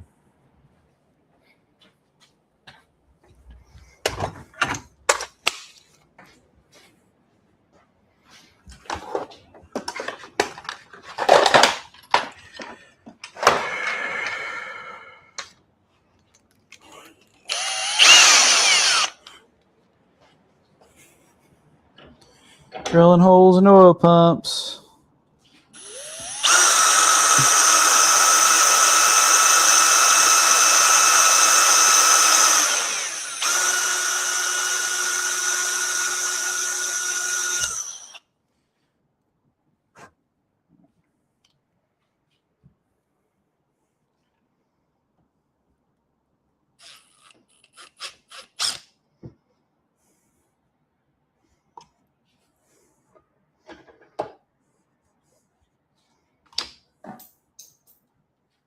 What did I just throw on the floor?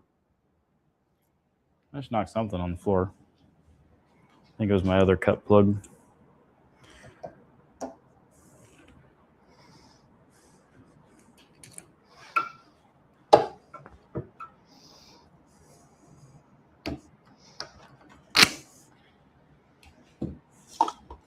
Vice grips it is.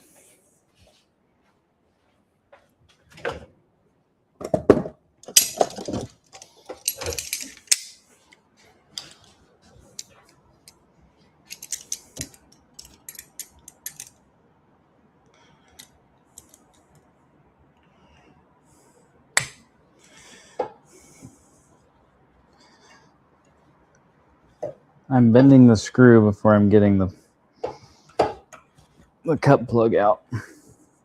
These aren't even pressed in that hard. I'm Trying to remember the trick I used to get it out last time. I thought it was just kind of twist and bend and it would bring the cap out with it. I feel like I'm just going to snap this screw. I want my spring back.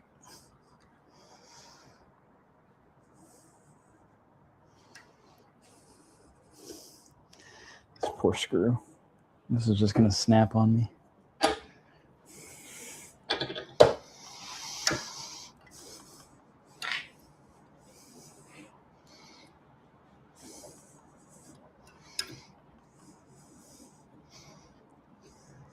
This is not going anywhere. It's almost big enough. I should just stick a Phillips screwdriver or an Allen wrench in it and pry it out.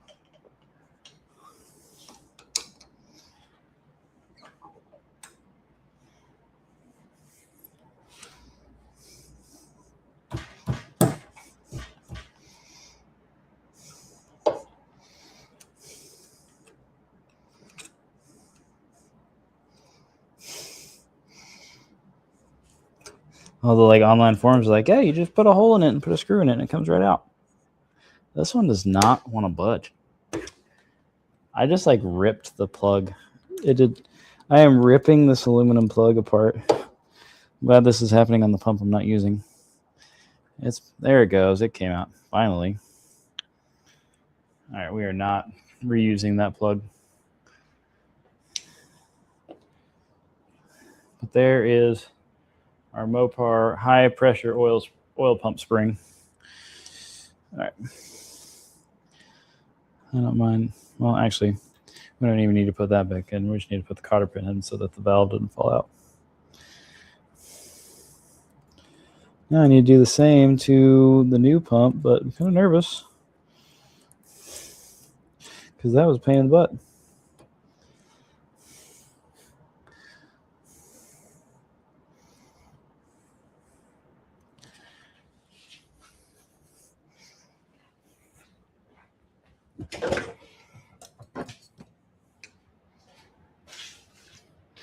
It's 9:10.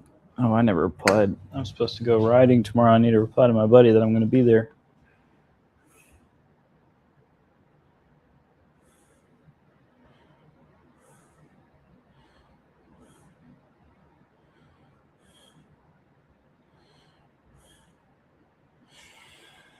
All right.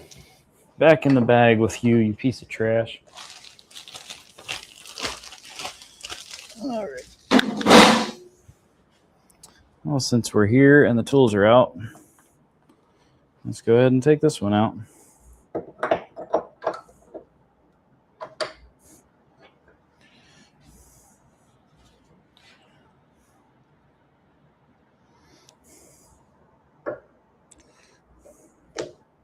Wonder who's got me on in their background, like who's hanging out with me. Shout me out, shout out where you were at. Let me know if you got any questions about what we're doing this evening. Let me know what kind of beer you're drinking. I'm having a Michelada myself. It's essentially a beer with spicy Bloody Mary mix in it. And it's delicious.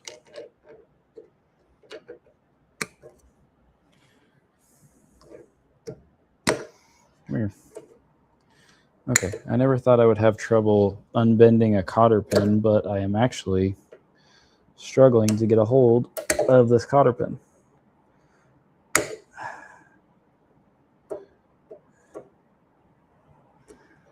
There we go.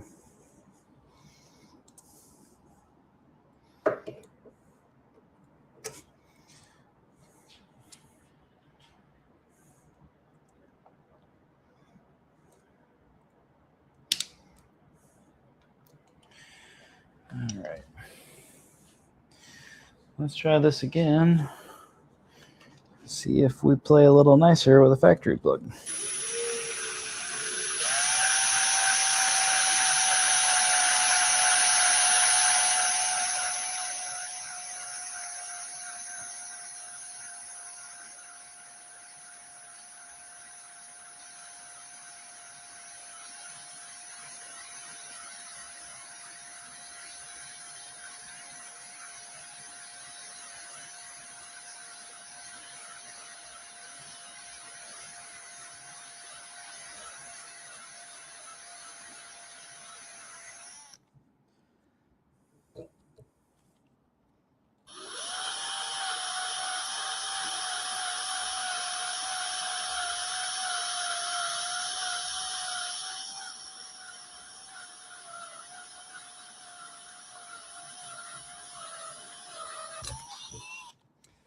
should probably start taking notes maybe about what to talk about during this dead time when no one's commenting.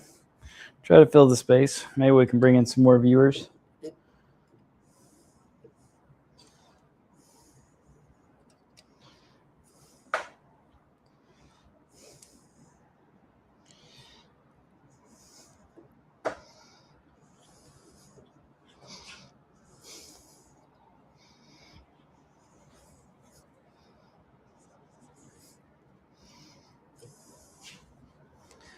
I really need one of those like vice grip slide hammers. That would probably make this way easier.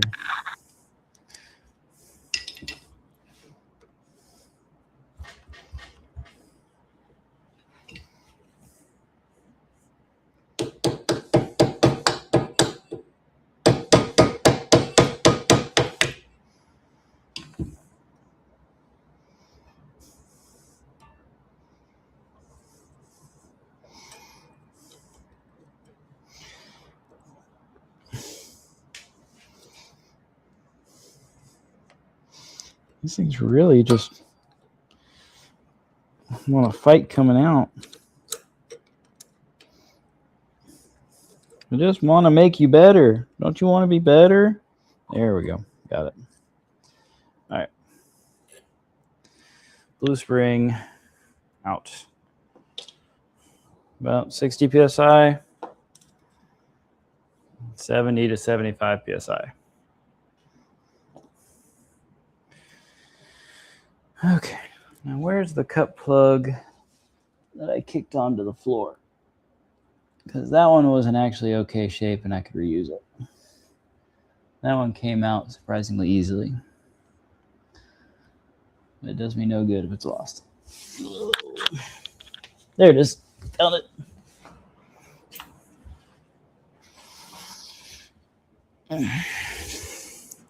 So if I just deburr this so that there's nothing loose to fall into the engine, we can reuse this thing.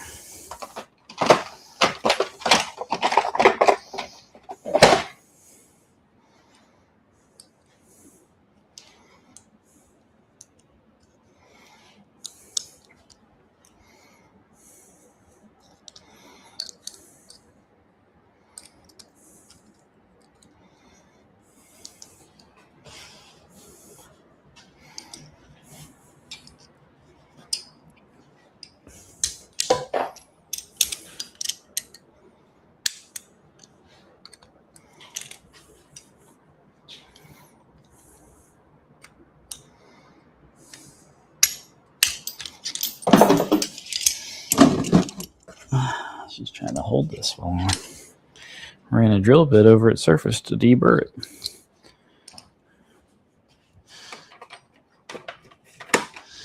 What if I just run my cone over it?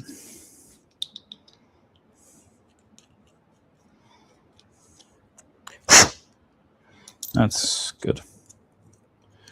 The cone does not reach the cone does not reach what I'm working with though. How about this bit?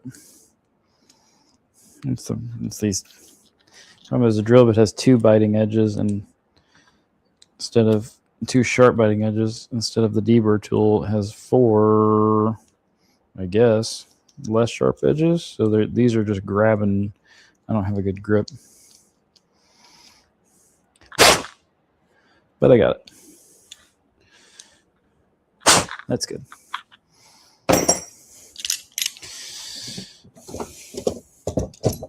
All right, folks. Since I'm going to keep this pump apart just because I think I'll probably go ahead while I've got it apart, do a little bit of touch up with a Dremel. I'm not going to do that tonight or on camera because as boring as I am to watch, that would be even more boring.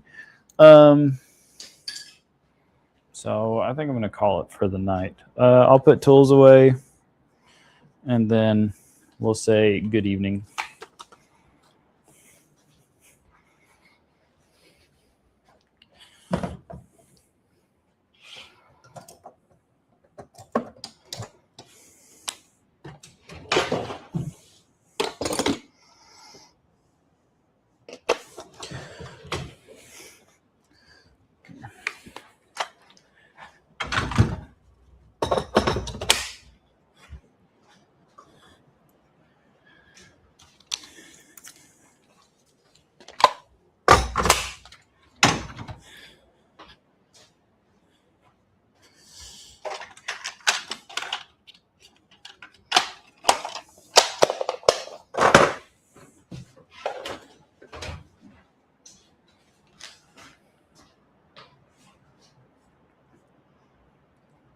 All right. We're gonna call it for the evening. I appreciate y'all watching and joining me.